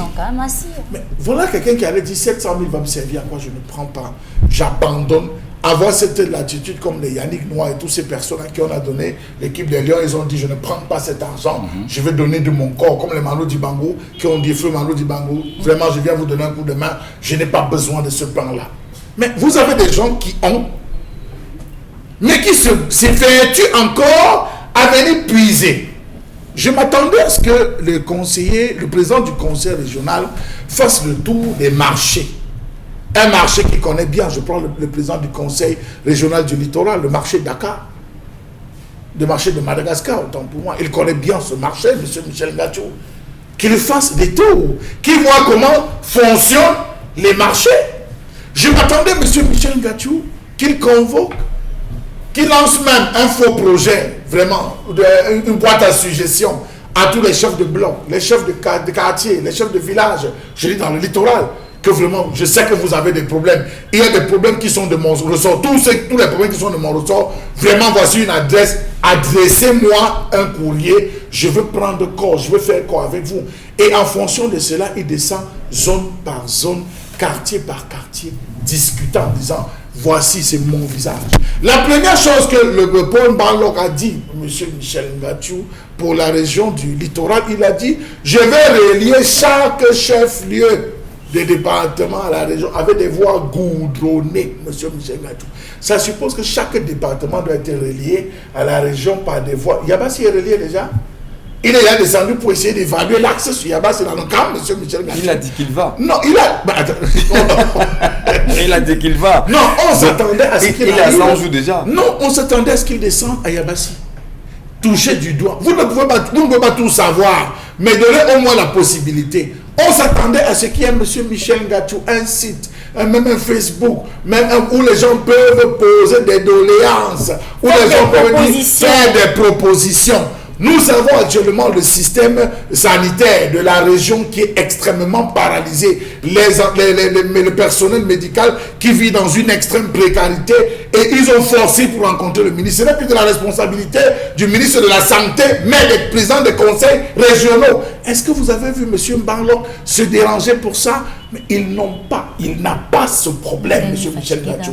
Auquel cas, il aurait pu même organiser un point, aller à la rencontre de la presse, discuter avec la presse. Mais comme on est dans un gouvernement où les gens copient, on procède par mimétisme, puisque la tête ne communique pas, nous on va venir communiquer. Pourquoi? Je peux communiquer, on croit que je vais prendre le pouvoir de tel, il se retrouve à rester dans un silence. Vous avez, M. Michel Ngatou, une action. Douala, on parlait de la fête de l'unité. Si le président du conseil régional décidait tout simplement d'organiser la fête des natifs, je dis quelque chose bête, de Nebel, Vous arrivez à Nebel, vous avez Nebel Bamerundo, vous avez Nebel Bafia, vous avez Nebel Banganté, vous avez Nebel, des gens qui sont nés, ont grandi, vivent là, qui sont... En termes d'intégration, M. Michel Ngachou, le principe d'intégration dans les quartiers, uniquement pour le Bénin, il lance un faux concept. Mais on veut les voir à l'action. Il peut prendre ses 700 000 francs et commencer à travailler dans les établissements scolaires. Mais c'est ça, oui, dans ce salaire. Dans ce salaire, il avait des gens, des 90 conseillers qui lui servent à quoi? Vous voyez dans quel niveau on passe le temps à dépenser de l'argent inutilement parce qu'on veut faire plaisir. C'est 100 jours fois 0. Je dis que 100 jours fois 0 qui égale 0. C'est un dépannage. S'ils ont déjà fait les 4 jours qu'on a versé leur salaire, ils mangent tranquillement en attendant qu'on réhabilite, en attendant qu'on fournit un bureau, en attendant qu'on fournit un matériel, en attendant qu'on fournisse. Et pendant ce temps, on va se retrouver à 2 ans, 3 ans, 4 ans. Rien n'aura bougé comme ce Sénat qui ne nous sert à rien. Merci beaucoup, cher Albert Mathieu. Mais là, fondamentalement, les Camerounais peuvent-ils comprendre la place des conseillers régionaux, des conseils régionaux aujourd'hui? À quoi s'attendre? Qu'est-ce que ça rapporte véritablement aux petits Camerounais dans sa globalité? Dans le petit Camerounais, aux Camerounais dans leur globalité. Qu'est-ce que ça rapporte aux Camerounais? Et Charles Hamel met peut-être le bistouri en réalité sur le Sénat. Qu'est-ce que le Sénat a déjà apporté au Cameroun depuis sa mise en place? Peut-on dire quand même que les députés, avec le Parlement, ils y sont, ils votent au moins les lois, ils sont dans ce qu'on appellerait l'observation de l'action commerciale, de l'action gouvernementale aujourd'hui. Ça nous sert à quoi concrètement? On est quand même en droit aussi, en tant que Camerounais, de s'indigner. Benjamin, je vais dire, Belmondo. On s'en indigne du rôle de ces institutions qui, semble-t-il, n'apportent pas de solution réelle aux problèmes des Camerounais pour en sortir. Oui, on a de plus en plus l'impression que ces institutions ont été mises en place pour satisfaire peut-être certaines personnes parce que c'est prévu dans la constitution camerounaise. Il faut mettre tout cela en place pour dire qu'on est un pays vraiment démocratique, on respecte tout. Charles Hamel faisait tout à l'heure allusion au Sénat. Posez la question aux Camerounais lambda, depuis que le Sénat est là, oui, à quoi ça nous sert le Sénat? On a même envie d'aller plus loin, les députés de l'Assemblée nationale. Mais dis donc, quand un acte est posé par un député, on prenait le cas de Jean-Michel Nietzsche, qui a dénoncé en son temps la mauvaise gestion des fonds Covid-19. Des fonds Covid. Voilà ce qu'on attend des députés. Non, permettez-moi, monsieur Belmondo Diouaka.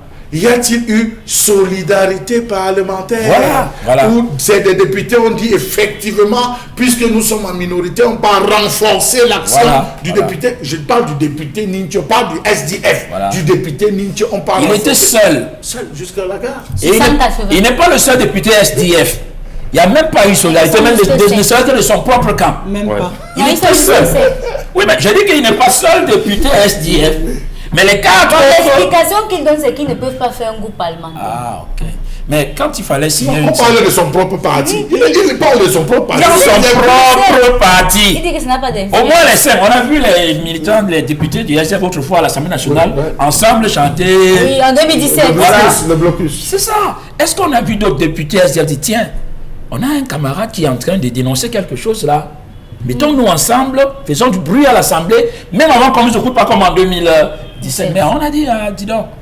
Mais quand il fallait signer, c'était quoi? Une pétition pour... Une pétition pour le rapatriement des... Voilà. On a vu un autre député SDF aller signer. Et puis ça causait ce que ça causait dans le parti. Donc, en réalité, que ce soit l'Assemblée nationale, le Sénat et aujourd'hui ces conseils régionaux-là, on se pose encore des questions. Ça nous bouffe de l'argent pour rien. Parce que l'Assemblée nationale, on va parler de la discipline du parti, c'est le parti qui décide. Combien de députés proposent des lois? Il y a quelle loi qui porte le nom d'un député? On sort bientôt la colère, justement. La petite virgule, Karine, vous voulez la faire pour nous? Justement, j'aimerais quand même dire aux conseils régionaux, que vous avez quand même à faire. Hein. Il y a beaucoup de travail. Parce que sur l'une de vos responsabilités, il y a la création, l'équipement et la gestion et l'entretien des lycées et collèges publics, le recrutement du personnel pour ces établissements scolaires. On sait quand même qu'on est déjà vers la fin d'année, vous devez déjà déjà commencé à vous préparer pour l'année qui arrive, sachant que vous n'avez pas su ce qu'il fallait faire. Donc, nous, on vous rappelle maintenant vous leur envoyez non, on leur donne ce qu'ils ont à faire. Leurs. Maintenant, sur le plan social et sanitaire, promouvoir l'hygiène et la salubrité, ainsi que les mesures de prévention des maladies. Il y a beaucoup de maladies, c'est pas seulement la COVID-19. Hein. Il y a tellement de maladies, poliomyélite, choléra qui est là. Donc, vous pouvez quand même commencer à agir. À la Quintini, faire une descente à l'hôpital général, faire une descente dans les CMA, les centres médicaux, il va intégrer les hôpitaux de district. Il descend, même si c'est à titre qu'on sache que... Il découvre d'abord. Au moins, vous découvrez. Parce avec que ses 90 membres. Au niveau économique, est-ce que vous savez qu'ils ont la responsabilité de promouvoir les petites et moyennes entreprises? Ce n'est pas seulement vos entreprises que vous avez créées avant d'être conseiller régional. Promouvoir les petites et moyennes entreprises qui existent. Il y a tellement de Camerounais qui font des choses aujourd'hui, qui créent des choses, qui innovent, mais en tout cas, vous avez juste 3 mois. On peut comprendre, mais on espère que les jours à venir, vous allez être au taquet. On a le président tanzanien, 5 secondes, on a le président tanzanien, on a Macky Sall, qui désormais a décidé de ne porter que des chaussures faites par des Sénégalais. Il a décidé de renforcer à travers son ministère. C'est un message fort. À travers son ministère, il a décidé de renforcer, le président guinéen, de renforcer. Non, attendez, monsieur Michel, de renforcer. Bon, on les appelle les bottiers et tout, mais de renforcer, moi je dis les fabricants de chaussures. De renforcer. Il a demandé jusqu'à passer à dire, présentez-nous votre catalogue. Que cela passe dans ces journaux. Mais monsieur Michel Ngatiou, on a une pléiade de jeunes aujourd'hui qui font dans la conception, la mode. On peut décider qu'on arrête avec les vestes. On prend un ensemble comme le vôtre. On décide d'arrêter avec cela. On dit aux gens, vous allez porter des chaussures made in Cameroun. Comme on attend les voitures made in Cameroun. Mais c'est ça le rôle du président du conseil régional. S'il avait procédé par les banques. Comprennent-ils dans leur mission, les différentes missions qui leur sont assignées? Les voitures, vous risquez d'attendre davantage. Merci beaucoup Karine. Merci à vous madame, messieurs. Dans un instant, prenons les messages de nos téléspectateurs. Isabelle Caron-Zopet, question aussi de les écouter. Qu'est-ce qu'ils nous laissent comme commentaire à la suite de tout ce qui a été dit dans ce studio depuis le lancement de l'émission? Bonjour à vous sur le plateau. Je pense que cette femme est tout simplement une mauvaise épouse. Elle n'a jamais aimé cet homme, c'est pourquoi elle se replie dans sa famille. Le message n'est pas signé du tout. Autre réaction SMS, bonjour à vous l'équipe du Zénith. Quand on va en mariage, on doit savoir que c'est pour être avec son mari, le supporter dans les bons comme les mauvais moments, et ceci s'adresse aux deux conjoints. Donc pour le cas, je crois que la dame n'a pas bien saisi la définition du mariage. Autre message, dans la vie, il y a ce qu'on appelle le karma, que cette femme sache que peu importe où elle ira, elle payera tôt ou tard les conséquences causées à cet homme. Autre réaction, Lydie depuis Mabanda qui nous dit « Bonjour à vous l'équipe du Zénith, je crois pour le cas de la dame par rapport à l'histoire du jour, qu'il faut qu'elle supporte son mari, même si ce dernier n'est pas apte aujourd'hui, il a au moins été hier. » Bonjour le plateau, comment fait-on pour avoir un homme qui ne pense pas à laisser sa femme travailler aujourd'hui, qu'il assume tout simplement les conséquences? Gilbert qui signe cette réaction SMS. Comme quoi il faut laisser aussi les femmes travailler parce que voilà ce qui arrive. Alors, autre réaction SMS, bonjour à vous le plateau. Alors, Evelyne qui nous dit, je crois que dans le mariage, il y a ce qu'on appelle également les réunions familiales. S'il y a problème dans cette famille, elle n'a qu'à convoquer une assise. Je crois que là, on pourra mettre les points sur les i. Oui, mais peut-être il peut avoir rencontre des familles, mais est-ce que ça va résoudre son problème? Est-ce que ça pourra résoudre le problème de cette famille? Car ils sont dit tout à l'heure, ça me dit une chose qui me semble être pertinente quand même. Que cette femme regarde au moment où nous sommes, son mari alité, qu'elle regarde ses enfants et qu'elle puise la force en elle pour pouvoir résoudre les problèmes auxquels elle est confrontée aujourd'hui. Il n'y a pas une charge qui dépasse à l'être humain. Vous êtes une entité vraiment supérieure à l'entité animale. Vous êtes capable de raisonner, vous êtes capable d'avoir des émotions, vous êtes capable de réagir en fonction de votre environnement. Ça veut dire que vous êtes capable aussi de vous muter en fonction du contexte. Ça veut dire aussi que cette femme, je pense qu'en regardant ses enfants, elle pourra trouver en elle la force qui lui permettra d'avancer. Ce ne sera pas facile. Elle ne va pas penser qu'elle va vivre encore comme avant. Il faudra qu'elle mette beaucoup de freins dans ses actions. Mais non, il faut sortir la location quand même. Elle sort la location. C'est pas brusquement, elle ne peut pas maintenant. Maintenant, si elle ne peut pas. Sauf si la famille ou les deux familles décident de trouver un terrain, bâtir une maison très facile là, peut-être en matériaux provisoires et les mettre à l'intérieur pour qu'elle soit au moins exempte ou dispensée du loyer à la fin du mois. Mais pour le moment, elle ne peut pas tout azimut dire qu'il faut qu'elle quitte du loyer. Puisque on ne sait pas s'ils ont un terrain ou pas. Donc, pour le moment, ce que moi je lui dirais, c'est d'abord de se battre parce qu'elle a les armes en main. Voilà. Toutes les personnes qui disent que je ne sais rien faire, ça veut faire quelque chose. Au moins, le fait de le dire déjà montre que vous pouvez faire quelque chose. Elle aurait pu prendre cette conscience dès les premières heures où elle s'est rendue compte que la situation de son mari était une situation... Et que l'argent en banque pouvait servir. Et l'argent en banque devait servir. Ça veut dire qu'elle-même n'a pas intégré ça. Elle a commencé à le faire. Est-ce que psychologiquement, cette femme peut, Isabelle Carrozopet, être, je vais dire, le meilleur médecin pour son mari? C'est elle le médecin. Au moment où nous parlons. Parce que là, elle veut fuir. Elle veut fuir. C'est peut-être pire pour l'homme qu'il estimait quand même qu'il a épousé une femme qui était son bras séculier et qu'aujourd'hui, elle le lâche comme ça. Est-ce que c'est pas important de dire aux femmes qui sont dans cette situation et qui nous regardent ce matin que, en réalité, le premier médecin pour le mari, c'est vous, à travers des encouragements, des motivations tous les jours.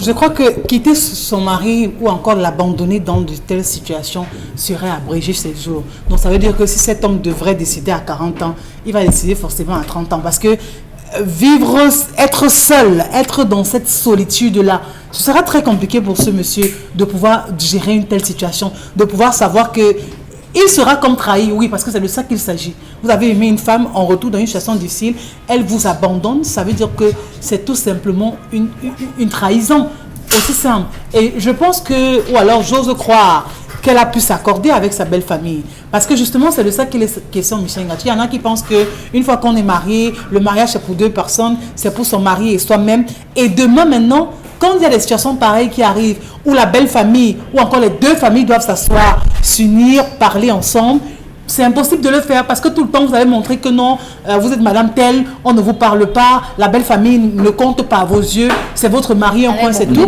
Aujourd'hui, vous aurez dans une famille qui va vous laisser, qui va vous dire, comme vous avez toujours défini le mariage comme étant pour deux personnes, allez jusqu'au bout, madame. D'autres messages, certainement, Isabelle Carrozopet, ce matin, pour nos téléspectateurs qui sont très nombreux et qui tentent tant bien que mal de trouver des solutions à l'histoire proposée ce matin. Je le disais, bien sûr, à l'entame, nous encourageons vraiment les femmes. Et là, je le dis très honnêtement, parce que je sais que elles sont partout, elles font tout. Alors, elles sont tout ce qu'on aime bien. Voilà. Bonjour le panel, voilà où la paresse conduit les femmes. À défaut d'avoir une qualification, pouvait faire le petit commerce avec l'économie de son mari. Elle a vécu le meilleur, qu'elle supporte le pire. Si la famille l'aime, qu'elle l'aide à faire quelque chose. Théophile de Fou qui nous envoie ce message. Pour l'histoire du jour, la femme va travailler même si c'est ménagère et son mari demande aux deux familles de pouvoir vraiment les prêter un logement. Courage à cette dame. Bonjour le plateau, merci pour tout ce que vous faites par rapport à l'histoire du jour. Que cette femme soit tout simplement concentrée sur son mari et l'aide bien évidemment à pouvoir guérir. Merci beaucoup Isabelle Carrozopet. Allez, madame, monsieur, sur Equinox Télévision avec le Zénith, avec 10-12 le Zénith. On marque une pause. On ira retrouver Constille Lamine qui est déjà installé ce matin. C'est cette cire que nous sécrétons dans nos conduits auditifs. Une matière jaunâtre et peu ragoûtante que nous avons pris l'habitude de retirer avec des cotons-tiges. Pourtant, il ne faut jamais faire ça. Le coton-tige provoque des bouchons d'oreilles ou pire que ça, il blesse vos tympans. Et c'est encore plus fréquent chez les enfants dû à leur conduit auditif plus étroit. Pour remédier à ce problème, des chercheurs ont mis en place un appareil permettant d'aspirer l'intérieur des oreilles sans aucun risque. L'embout de cet aspirateur est conçu pour aspirer uniquement d'un côté. Cela permet de ne jamais être en contact avec votre tympan. Mais cela est-il vraiment nécessaire de se nettoyer les oreilles ? Oui. Les médecins recommandent un nettoyage d'oreilles par semaine. Il existe certains moyens de les nettoyer, mais ils sont souvent trop coûteux et prennent énormément de temps. C'est donc pour cela que le Earlys Up a été conçu. car il est sans aucun risque, rapide, moins cher que toutes les autres méthodes, mais surtout il nettoie à 95% vos oreilles, contrairement aux autres méthodes qui nettoient au maximum 60%. Pour utiliser le Earlys Up, rien de plus simple. Allumez l'appareil et entrez délicatement le tuyau dans votre oreille ou celle de votre enfant. Faites ensuite tourner lentement le Earlys Up pour ainsi aspirer tous les déchets du conduit auditif. Il est recommandé de faire cette manipulation pendant 10 à 20 secondes par oreille. Sachez que chaque jour, plus de 200 personnes sont hospitalisées à cause des cotons-tiges. Ils provoquent souvent des bouchons de coton et de cérumen, mais le plus grand danger reste le dégât au niveau des tympans qui provoque souvent des pertes de l'audition. Alors Constille Lamine, tout est dit bien sûr dans cette première partie. Bonjour à vous et bienvenue ce matin. Bonjour à tous nos téléspectateurs et bonjour à tous ceux qui l'auraient du côté bien sûr de Douala, du côté de Yaoundé, du côté bien sûr de Créby, une fois de plus. Merci d'accueillir le concept Salaka chez vous.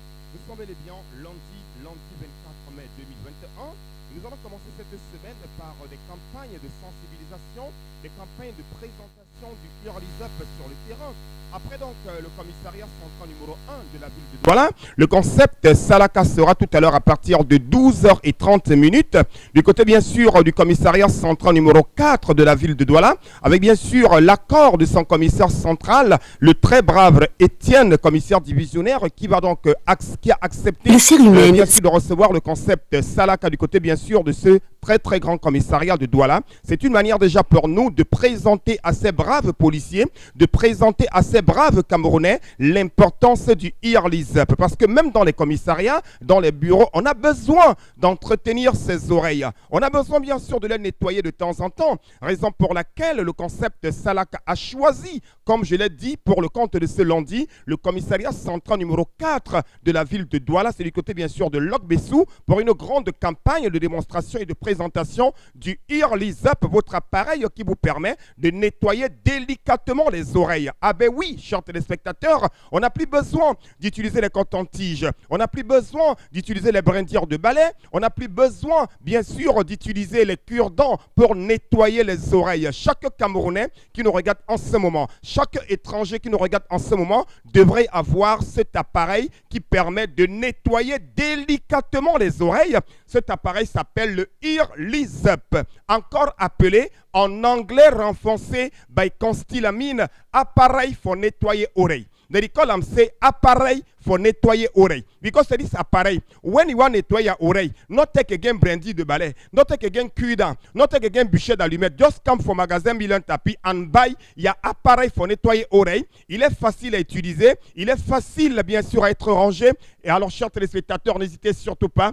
Une fois qu'on a cet appareil, on n'a pas besoin de le connecter au courant électrique. Juste une pile suffit pour, c'est-à-dire pour allumer votre appareil Earlys Up. Une fois qu'on a mis la pile à l'intérieur, on le met à l'intérieur de l'oreille et cet appareil permet d'aspirer délicatement la saleté à l'intérieur de vos oreilles. Regardez bien sûr comment ça se présente, que ce soit pour les bébés, que ce soit pour les adolescents, les personnes du 3e âge. Chacun a besoin de nettoyer délicatement les oreilles. Et avec quoi devrait-on le faire? C'est avec le Earlys Up. Après donc cette brillante présentation, nous allons passer tout de suite au prix. Et je rappelle qu'en ce moment, quand vous achetez un Earlys Up, le second vous est offert gratuitement. Oui, j'ai dit bien, quand vous achetez un Earlys Up, au prix bien sûr affiché à l'écran, le second vous est offert gratuitement. Ça veut dire tout simplement, c'est l'opération Buy One Take Two. Donc tu achètes un Earlys Up, on te donne le second gratuitement. Il est en vente au magasin 1001 Tapis. C'est en face le palais d'Ika, à l'entrée de la rue Mermoz.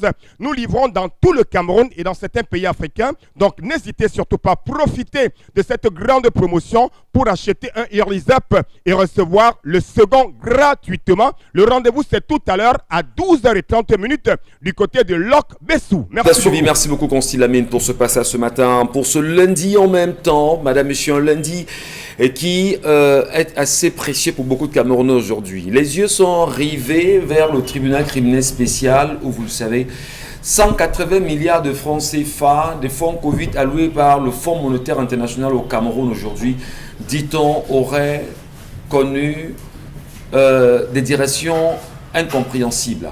Alors, le tribunal criminel spécial, depuis quand même la semaine dernière, a pris sur elle, à travers une injonction du chef de l'État, de voir un peu plus clair sur cette affaire. Les ministres tour à tour tentent tant bien que mal de se justifier Et il y a d'ailleurs cette expression qui a été lâchée par l'un d'entre eux. C'est même l'argent de la malchance de quoi on m'a envoyé. Je vais bien comprendre.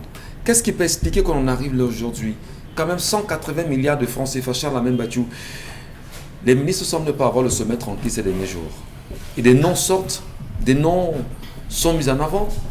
Mais finalement, le problème c'est tout le gouvernement camerounais, va-t-on dire, pas seulement quelques ministres. Monsieur Michel Ngachou, tout le monde a croqué cet argent. Rappelez-vous cette note qu'on avait affichée au ministère de la Santé, demandant à tous ceux qui ont trop perçu de venir rembourser. C'était une note qui avait fait le tour du ministère de la Santé lorsqu'on avait commencé à appeler les ministres à venir se justifier sur la gestion de ces fonds. Il y a certains qui ont cru que l'affaire de l'opération Épervier, comme c'était une opération d'épuration, permettez-moi, politique de certaines personnes, comme les gens tendaient à le dire, était passée. On pouvait faire ce qu'on voulait. Vous avez des gens qui ont pris cet argent pour gérer qui leur bien, qui construit la maison, qui gérait d'autres choses. Monsieur Michel Ngachou, se disant que c'est le Covid, on va profiter. Regardez que depuis qu'on a abordé la question de Covid, Gate, vous avez encore entendu le nombre de décès? Le décès de quoi? Le ministre de la Santé. On parle encore. Le décès de quoi? Vous avez... Est-ce que vous suivez, même on parle encore? Même des vaccins. Même des vaccins. C'est à qui mieux? Débrouillez-vous. Vous avez vu, il y a un silence total. Le Covid semble être entré en état latent, il n'agit plus. C'est silence radio. Donc ça amène à nous poser toutes les questions. Est-ce que tout le ramadan fait autour n'était pas fait exprès pour détourner l'attention, détourner de l'argent? Il faut maintenant, monsieur Michel Ngachou, qu'on interroge et qu'on questionne tout ce qui a été dit, même les cadavres. Parce qu'il y a aussi des familles qu'il faut dédommager. Ne pensez pas que cette affaire va s'arrêter là. Après le détournement, on fait qu'on attend. Non, monsieur Michel Ngachou, combien de personnes ont enterré des personnes dont on a accusé d'être décédées de Covid alors que ce n'était pas le cas? Tout cela doit à un moment donné être comptabilisé. Ces ministres ont raison de ne pas dormir. Si vous avez vu comment le Covid, avec l'entrée du Covid, les chantiers naissaient. Faites un tour à Yaoundé. Les chantiers naissaient, monsieur Michel Ngachou. Je ne vous en pas si malin. Je ne vous en pas si malin. Ça courait, monsieur Michel Ngachou. Les chantiers. Quand on peut dire que non, c'est lui le chargé de... Non, c'est tel, il est chargé de ceci. C'est lui qui s'occupe des standards, qui perçoit. Ah non, c'est tel, il s'occupe de ceci. Par rapport au Covid, vous allez vous rendre compte. Maintenant qu'on interroge ces entreprises qui ont été créées au forceps, ces agréments, ces autorisations, ces gré à gré qui ont été gérés entre différentes personnes, vous allez vous rendre compte que c'est un énorme serpent de mer. On parle de 12, mais il faudrait qu'on descende jusqu'au chef de service, jusqu'au chef de bureau, parce que cet argent a été géré. Qu'on aille dans les établissements scolaires, les lycées, dont on dit avoir tourné l'argent de FENASCO pour la désinfection. Est-ce qu'ils ont perçu l'argent et où? En quoi le peuple camerounais peut-il aider le TCS aujourd'hui a fait un travail éclectique, je vais dire un peu plus clair? Benjamin Joko. Monsieur Michel Ngachou, on va aller plus loin, jusqu'aux journalistes. Il faut aller plus loin. Il faut pousser. Non, je vous dis, il faut pousser. Les journalistes qui ont émargé. Oui, qui ont émargé. Qui sont ceux qui ont émargé? Non, monsieur Michel Ngachou, vous savez, quand on décide d'épurer, qu'on épure jusqu'à la fin, parce que si on s'arrête au début, on n'aura pas accompli. Il y a plein de personnes qui ont émargé dans cette affaire. Ils doivent rendre gorge. Après ça, on termine avec la canne. On joue la canne et après, comme en 1972, on interpelle tous les gens, on soulève ces dossiers. Il y a plein de personnes. On va interpeller, mais l'argent est à partir. Ouais, le peuple peut faire quoi aujourd'hui pour aider le TCS à faire un travail propre? Oui, on a vu tout un sous-préfet menacer un chef parce qu'il s'offusquait du fait qu'on vient lui tendre un maigre saut. Et on a tout fait de lui dire que les paroles du chef de l'État, les actes du chef sont en plein de saut de souveraineté, donc ça ne se discute pas. Donc, puisqu'on nous dit qu'on a partagé les seaux, les savons, le riz et tout le reste, mais ces mêmes chefs traditionnels-là, chacun peut venir dire voilà ce que j'ai reçu, voilà. Chacun peut dire voilà ce que j'ai reçu, on peut additionner tout ça et voir ce que ça a donné. Mais bon, pour dire comme quelqu'un sur le net, ils ont plus parlé de distanciation sociale, mais ils n'ont pas a tenu compte des distanciations avec l'agent du Covid. Donc, ils ont dit respecter les distanciations sociales, mais il fallait aussi qu'ils respectent la distanciation avec l'agent du Covid. Ouais. Donc, ils se sont accrochés à l'agent du Covid. Et voilà. Donc, moi, je pense que, comme Charles Hamel est en train de le dire, on devrait entrer jusqu'au dernier. Parce que là c'est toute une chaîne. Ça commence en haut. On vous dit que le poisson, j'aime toujours dire, le poisson pourrit par le haut. Par la tête. Voilà. Donc on va commencer par la tête. Qui a fait quoi, qui a fait quoi, qui a fait quoi. Et vous verrez, c'est pas seulement ces ministres cités là, parce que c'est pas seulement les ministres. Beaucoup se sont sucés le doigt dans cette affaire. Et je pense que c'est parce que on attendait la deuxième tranche. Ok, le FMI allait envoyer une autre tranche. C'est tranche, hein? Voilà, voilà, donc c'est une longue enquête. Il faut minutieux. Je crois qu'il ne faut pas banaliser. Il faut travailler de fond en comble. Non, mais il y a quand même aussi rien de surprenant, hein, parce qu'on paye là les mauvaises habitudes qui nous ont collé à la peau. Parce que c'est devenu comme une habitude dans ce pays. Où peu importe où on vous place, c'est comme une coutume. Il faut voler. Il faut voler. C'est-à-dire, prends ta part. C'est devenu une habitude et aujourd'hui, ça nous colle à la peau. On parle même de maladie. Ça n'indigne personne. Ça n'émeut personne. Ça ne fait paniquer personne. On se permet d'étonner. Et là, on est quand même tenté de se poser ce genre de questions parce qu'il y a eu un moment donné où on ne pouvait même plus respirer. On parlait de Covid-19 et tout, des messages de sensibilisation et tout. Et maintenant, aujourd'hui, on a encore l'impression que vraiment tout va pour le mieux, ce qui ne devrait pourtant pas être le cas. On devrait toujours continuer avec ces différents sons de cloche. Mais ce qu'on attend, c'est qu'à un moment donné, que ça ne disparaisse pas. Parce qu'on a vu des dossiers comme ça, qui à un moment donné ont disparu de la circulation. On ne sait plus aujourd'hui où on en est avec ce genre de dossiers. Ils ont la pression cette fois de bien faire. Et on reviendra 20 ans plus tard. C'est tellement pertinent parce qu'en réalité, si la justice fait un travail pour le peuple camerounais et qu'on ait des conclusions au plus vite, nous on croit quand même que ça veut dire que ça va calmer même d'ici la semaine prochaine, on va commencer à mettre les coupables là où ils doivent être. Puis c'est derrière les barreaux, les mecs derrière les barreaux. À mener les enquêtes sur les entreprises qui gagnaient les marchés. On commence Parce par là. que si on ne mène pas les enquêtes pour se rendre compte que ces entreprises peuvent être des prêtres, non, on ne comprendra pas. Comment, dans une opération pareille, on donne le quasi-monopole d'une action à une entreprise telle que Medilin Medical SA. Jusqu'à présent. L'acquisition des tests de dépistage à hauteur de 4 milliards 740 millions de francs CFA environ à une entreprise et qui au total, parce que finalement on est au 31 décembre à 24 milliards 500 millions de francs CFA. Alors que le budget c'est 4 milliards. Et ce qui est curieux justement sur cette entreprise de Medilin, etc., c'est qu'on sait exactement, quand on dit qu'on sait, si on s'en tient aux informations, si on s'en tient aux informations qu'on a à notre position ou à notre niveau, on sait exactement qui a fait pression pour que cette entreprise puisse avoir ses marchés aujourd'hui. Charles Hamel, il faut sortir rapidement. Monsieur Michel Ngachou, la Chambre des comptes dépend elle aussi de la justice. Bien sûr. On est d'accord. Bien sûr. Le ministère de la Justice a perçu des fonds. Absolument. Oui. Covid. Va-t-on entendre le ministre Laurent Esso? Puisque c'est le ministre. Non, on instruit plutôt le ministre des oui. Est-ce qu'on va l'entendre, le ministre Laurent Esso? Première question. Vous avez des magistrats qui ont aussi géré au niveau de la Cour suprême, parce qu'elle a reçu des fonds Covid. Vont-ils se dissocier? Parce qu'il faut comprendre les choses. Est-ce qu'il ne fallait pas créer un collège assez indépendant pour gérer, afin de faire la transparence complète sur le dossier de cette gestion? Où on va dire, ok, comme on a saisi le ministre de la Justice, garde des Sceaux, on laisse son ministère exempt, on prend les autres, parce qu'on nous dit, parce que question posée, on nous dit un autre juge ne peut pas se lever pour interpeller un juge ou sa hiérarchie par rapport au dossier. Est-ce qu'il ne faudrait pas voir autre chose? On a vu le Premier ministre arriver au JICAM, lorsqu'il venait demander l'aide. Le président du JICAM, qui a pris la parole, il a dit, précédemment, les années antérieures, on a eu à mobiliser, le patronat a eu à mobiliser de l'argent pour aider le gouvernement. Mais jamais on a fait le compte rendu. Vous savez de quoi il voulait faire allusion? L'effort de guerre.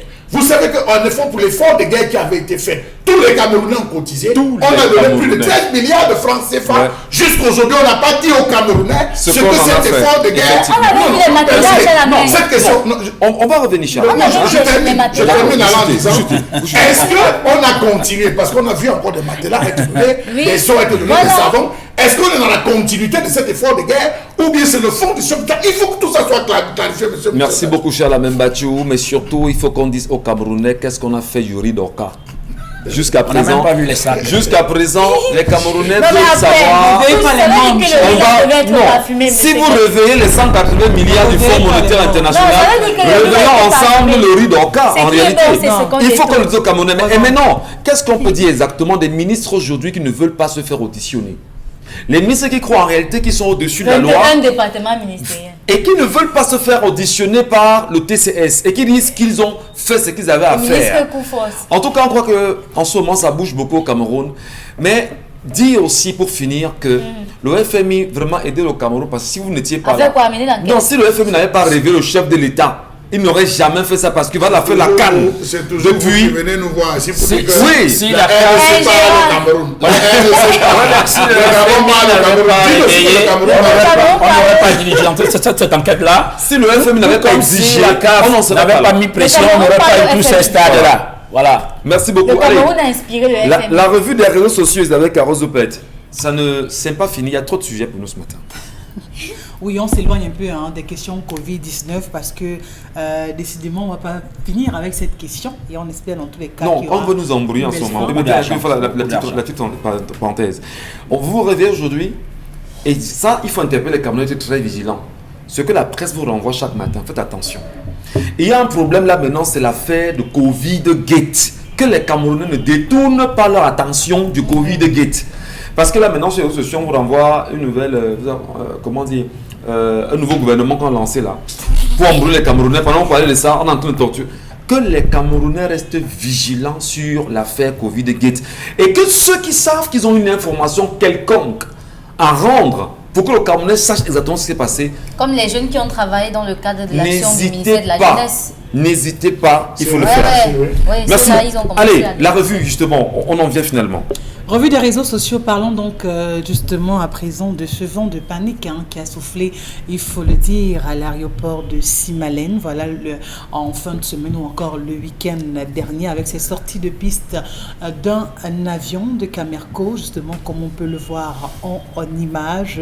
Véritablement, ça a bougé sur la toile, sur les réseaux sociaux, ça a bougé justement dans ce vol, comme justement au sein de cet aéroport. Ça, il faut le dire, plus de peur que de mal, parce que le bilan, il faut le dire, on est plutôt vraiment à l'abri des pertes en vies humaines, on est plutôt à l'abri des blessés parce que justement on n'a pu enregistrer rien concernant justement ce genre de frasques. Mais là, on parle quand même des intempéries qui seraient justement des mauvaises conditions météorologiques aussi, en d'autres termes, qui seraient à l'origine donc de cette sortie de piste de cet avion Camerco. On rappelle quand même que tous les passagers à bord ont pu sortir de là sains et saufs. Merci beaucoup Isabelle Carozopet. Ces images ont fait effectivement le tour des réseaux sociaux pendant ces 72 heures sur Internet. C'était depuis vendredi soir. Hein. Oui, vendredi soir, quand même. 21 mai. Voilà, nous n'étions pas là. Nous sommes là ce matin et puis on en parle. Absolument. Cher Lamel, beaucoup se plaignent aujourd'hui qu'au niveau des aéroports du Cameroun, les pistes ne sont pas nettoyées.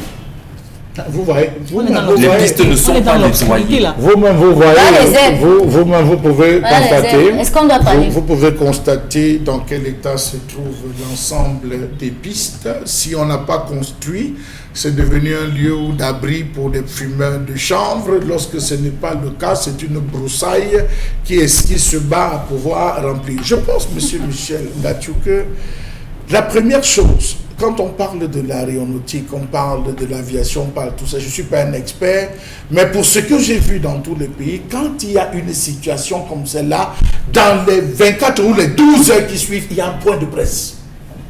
On organise à l'immédiat un point de presse pour éviter tout ce que... Si vous avez parcouru la presse, monsieur Michel Ngatiou, mais vous aurez, les réseaux sociaux, vous aurez eu... Je ne sais pas, le ventre qui allait tourner avec tout ce qui était dit. Vous avez On a quand même un communiqué de Camerco. Non, c'est pas le communiqué, on s'en fout du communiqué. Excusez les gens, on s'en fout du communiqué. Pays des communiqués. On n'a pas besoin de le communiqué, ne parle pas. Il faudrait qu'il se déplace, le responsable se déplace, il vient s'asseoir, il dit l'incident que nous avons eu est venu de ceci, est venu de cela, nous avons ceci, nous disons pour rassurer le peuple camerounais, rassurer les partenaires, rassurer que tout se porte pour le mieux. On va remercier ici l'intelligence ou la subtilité, ou je ne sais pas moi, du commandant de bord qui en deux. Le communiqué est stérile. Le communiqué est stérile. On a passé plus à voir ces images. Regardez comment on est clair. Regardez comment on est clair un aéroport. Même les phares, je dis même dans les gares, les plus derniers gares, je dis les phares, allez voir. Lorsque vous arrivez à l'aéroport, les phares sont morts. C'est comme si les téléphones. Les projecteurs sont morts, monsieur Michel Gatio.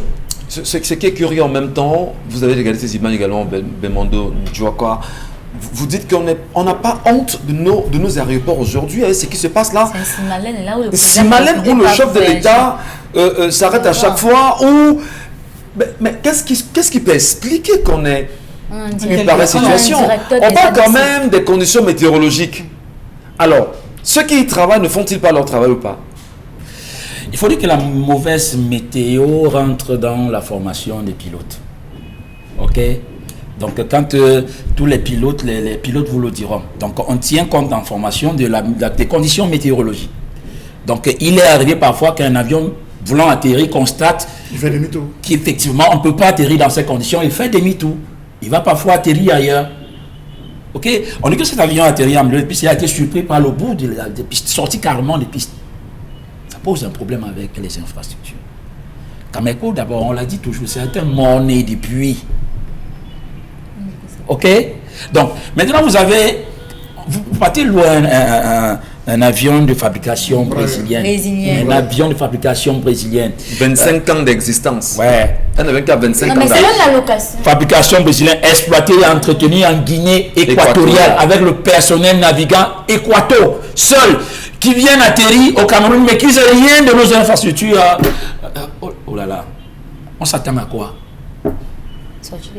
Mais ils sont les pistes. Et ce que j'entends, c'est de Covid. Ce qui est extraordinaire, il y a de la Ce qui est extraordinaire, c'est qu'on nous félicite le pilote. C'est incroyable. On félicite, on a fait le pilote, il a... Non, monsieur, il n'atterrit pas dans ces conditions-là. Puis on vous dit qu'il y a un militaire, il pilote. Le pilote, il est militaire. Or, dans l'aviation civile, ce n'est pas le pilote qui va prendre cet avion. Ce n'est pas un militaire. Doit-on se taire, Karine Sontia? Parce que là, bon, quand vous parlez, ils font quoi? Le problème, c'est que quand on parle, ils ne font rien. Donc, quand vous voulez même vous taire, la situation qui arrive dépasse la situation sur laquelle vous avez fermé la bouche. Pourquoi le directeur des ADC n'a pas fait une sortie pour dire aux Camerounais ce qui se passe? Est-ce qu'il n'est pas directeur des ADC? Moi, je pose la question bêtement, comme tout citoyen camerounais. Sa sortie va réparer. Non, qui vient d'abord nous expliquer ce qui s'est passé. Mais vous savez que la communication gouvernementale au Cameroun est linéaire. Personne n'aime les questions. C'est pas comme si c'est nouveau. La communication avec notre gouvernement aujourd'hui, elle est linéaire. Quand on donne un communiqué, c'est bon, ça fait partie. Et s'il vous plaît, il y a des gens qui font tout un reportage sur un communiqué. Vous voulez que nous fasse comment? Vous voulez que nous fassions comment sur les communiqués? On se plaint tellement. C'est pas aujourd'hui que les Camerounais font des images des aéroports du Cameroun et mettent sur la toile pour vous dire que ici à Doha, c'était les inondations. Ça a changé quoi? Depuis que vous arrivez à l'aéroport international de Doha, est-ce que vous avez vu qu'il y a eu un travail qui a été effectué? Alors, ça n'a pas changé. Donc on reste muet. Quand vous regardez regardez les images qu'on vous montre, comment est-ce qu'un avion est sorti de piste, vous voyez qu'il y a de la boue, il y a des herbes dans un aéroport qui est censé avoir eu un chemin adapté. J'étais à Bamougoum, à l'aéroport de Bamougoum, pour ajouter de l'eau. Est-ce que vous savez qu'à l'aéroport de Bamougoum, on cultive tout autour de l'aéroport? On sèche le manioc sur les pistes.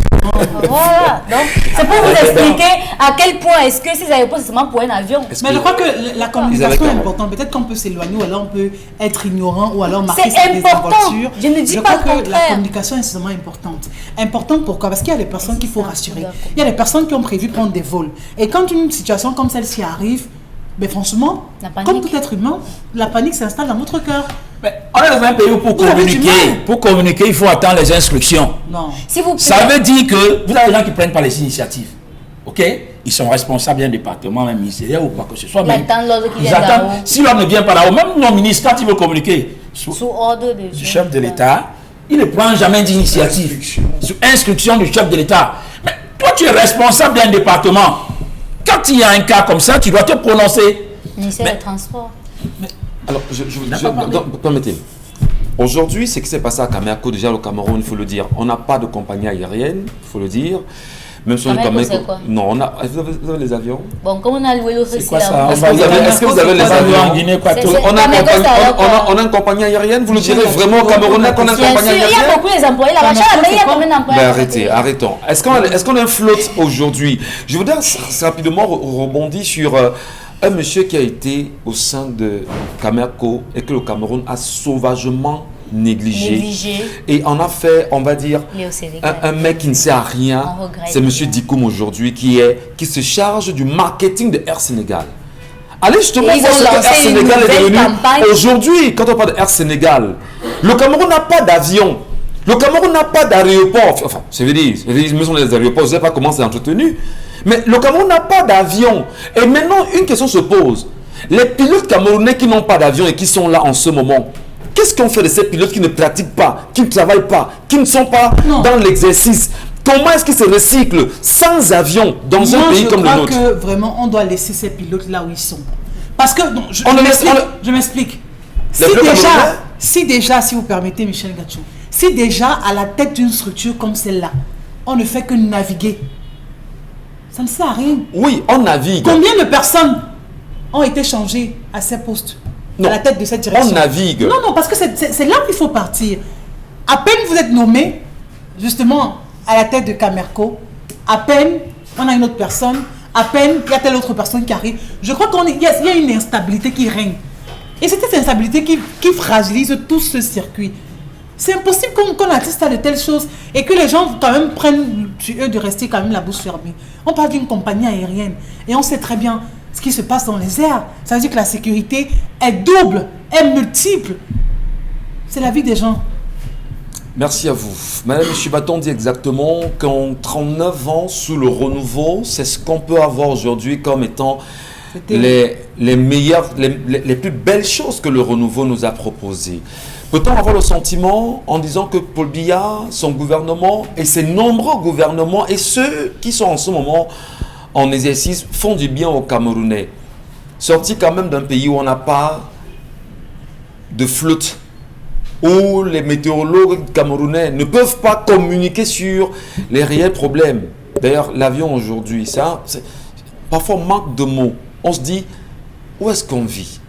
Ben, on marque une pause. Consti la minute avec nous. Et peut-être ça va nous calmer un tout petit peu si on prend un Von Bio. N'est-ce pas, Consti? Bien entendu, tu as raison. Il faut rappeler que le Von Bio Oméga 3 est ce complément alimentaire là qui permet de garder la bonne humeur, quels que soient les problèmes qu'on a, quel que soit le stress qu'on a. Je vous conseille de prendre régulièrement votre gélule de Von Bio Oméga 3. Ah ben oui, c'est un complément alimentaire qui permet de garder la bonne humeur. C'est un complément alimentaire qui permet de réduire les complications du diabète.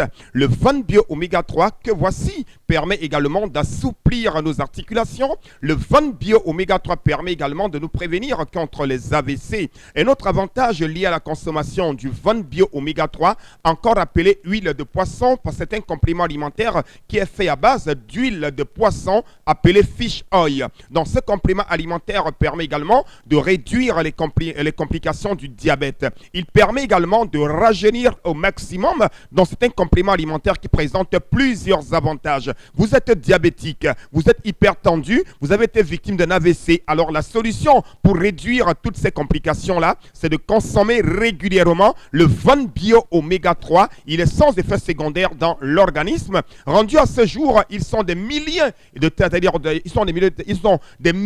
téléspectateurs qui sont aujourd'hui les ambassadeurs du Von Bio Oméga 3. Nous le livrons dans tout le Cameroun et dans certains pays africains. Et à l'occasion de la fête des mères qui va se célébrer ce dimanche 30 mai, le concept Salaka vous offre 6 jours de double réduction sur tous les articles du magasin 1001 tapis, y compris le Von Bio Oméga 3 ainsi que la lotion Von Bio, sans oublier également la pommade contre les hémorroïdes. Donc vous avez pendant 6 jours, votre Von Bio Oméga 3 vous sera vendu à 5 500 francs au lieu de 6 000 pour une boîte de 30 gélules. Ceci à l'occasion de la fête des mères qui va se célébrer ce dimanche 30 mai 2021 dans le monde entier. Donc vous avez une boîte de 30 gélules de Von Bio Oméga 3 à 5 500 francs. Donc, anybody with Yami just know, we must know c'est à l'occasion de la fête des mères, concept Salaka. Don't make BB promotion for Von Bio Omega 3. You get 5,500. Il y a boîte pour 30 gélules. Il y a également la lotion bien sûr, de diabétique. Au lieu de 6 000 francs, vous avez votre lait de toilette pour diabétique à 5 500 francs, votre lait de toilette pour diabétique. C'est donc l'occasion plus que jamais d'acheter autant de Von Bio dont on a besoin, autant de lait de toilette dont on a besoin, parce qu'il est important de profiter de cette grande promotion de la fête des mères pour acheter un lait de toilette pour diabétique à 5 500 au lieu de 6 000. Vous en avez pour 6 jours, donc de lundi à samedi. Et le Von Bio Oméga 3 que voici, vous l'avez à 5 500 francs pendant 6 jours. C'est à l'occasion de la fête des mères. On parle également de la pommade contre les hémorroïdes, un produit 100% naturel, un produit qui permet d'éradiquer totalement les hémorroïdes. Vous l'avez également en vente au magasin 1001 tapis, c'est à Douala au Cameroun. Nous livrons dans tout le Cameroun et dans certains pays africains. Ceux qui n'ont pas le temps de venir au magasin 1001 tapis peuvent nous appeler à nos numéros de téléphone et de commander, que ce soit la pommade contre les hémorroïdes, le lait de toilette pour diabétiques ou alors le Von Bio Oméga 3 qui est vendu pendant 6 jours à 5 500 francs pour une boîte de 30 gélules. Merci beaucoup et bien des choses à tous les clients du concept Salaka. C'est un plaisir justement, Consil Lamine, d'être avec vous chaque matin sur notre antenne avec ces nombreuses ventes. Vous également que nous regardez, madame, monsieur, il est important que vous gardiez le bon cap sur Equinox Télévision. Au-delà des éléments, des recherches que vous faites en permanence, la communication, n'hésitez pas à vous rapprocher au plus vite du service commercial d'Equinox pour au mieux porter une réelle communication sur vos produits et services. Allez, on va certainement se dire, cher Lamine Bachou, demain c'est notre rendez-vous, mais avant de partir, il y a ces enfants, il y a ces étudiants de Menganga qui sont sortis ce week-end, bloquer la voie et demander justement à être écoutés. Parler de l'école minière de géologie ou c'est quoi minière de Menganga. Quand vous dites Menganga, là, vous perdez les gens. Le professeur Jacques Famendongo, ministre d'État, avait dit que cette école fonctionne normalement comme toutes les autres institutions de la République. Assis, pendant qu'il présentait ça, il y a un député de la zone qui le regardait avec les yeux. Ils ont menti. Voilà la réalité qui est en train de les rattraper. Ces gars dépensent beaucoup d'argent. Mais malheureusement, ils n'ont pas de salle de classe. Ils n'ont pas d'électricité. Ils n'ont pas d'eau. Ils n'ont pas de toilette. Ils n'ont pas de quoi adéquat. Ils n'ont même pas les éléments les plus basiques qu'il faut pour faire le travail. Je vous promets qu'on en parlera demain justement sur notre antenne. Merci. Merci beaucoup Isabelle Carozopé, Belmondo, Ndjouakwa. Je pense bien Ndjouaka. Merci, je prononce bien. Merci. Karine Sonti également, il faut le dire. Ensemble, madame, messieurs, unis pour la même mission. Dans un moment, il sera 12h. Rendez-vous demain lorsqu'il sera 10h sur Equinox Télévision.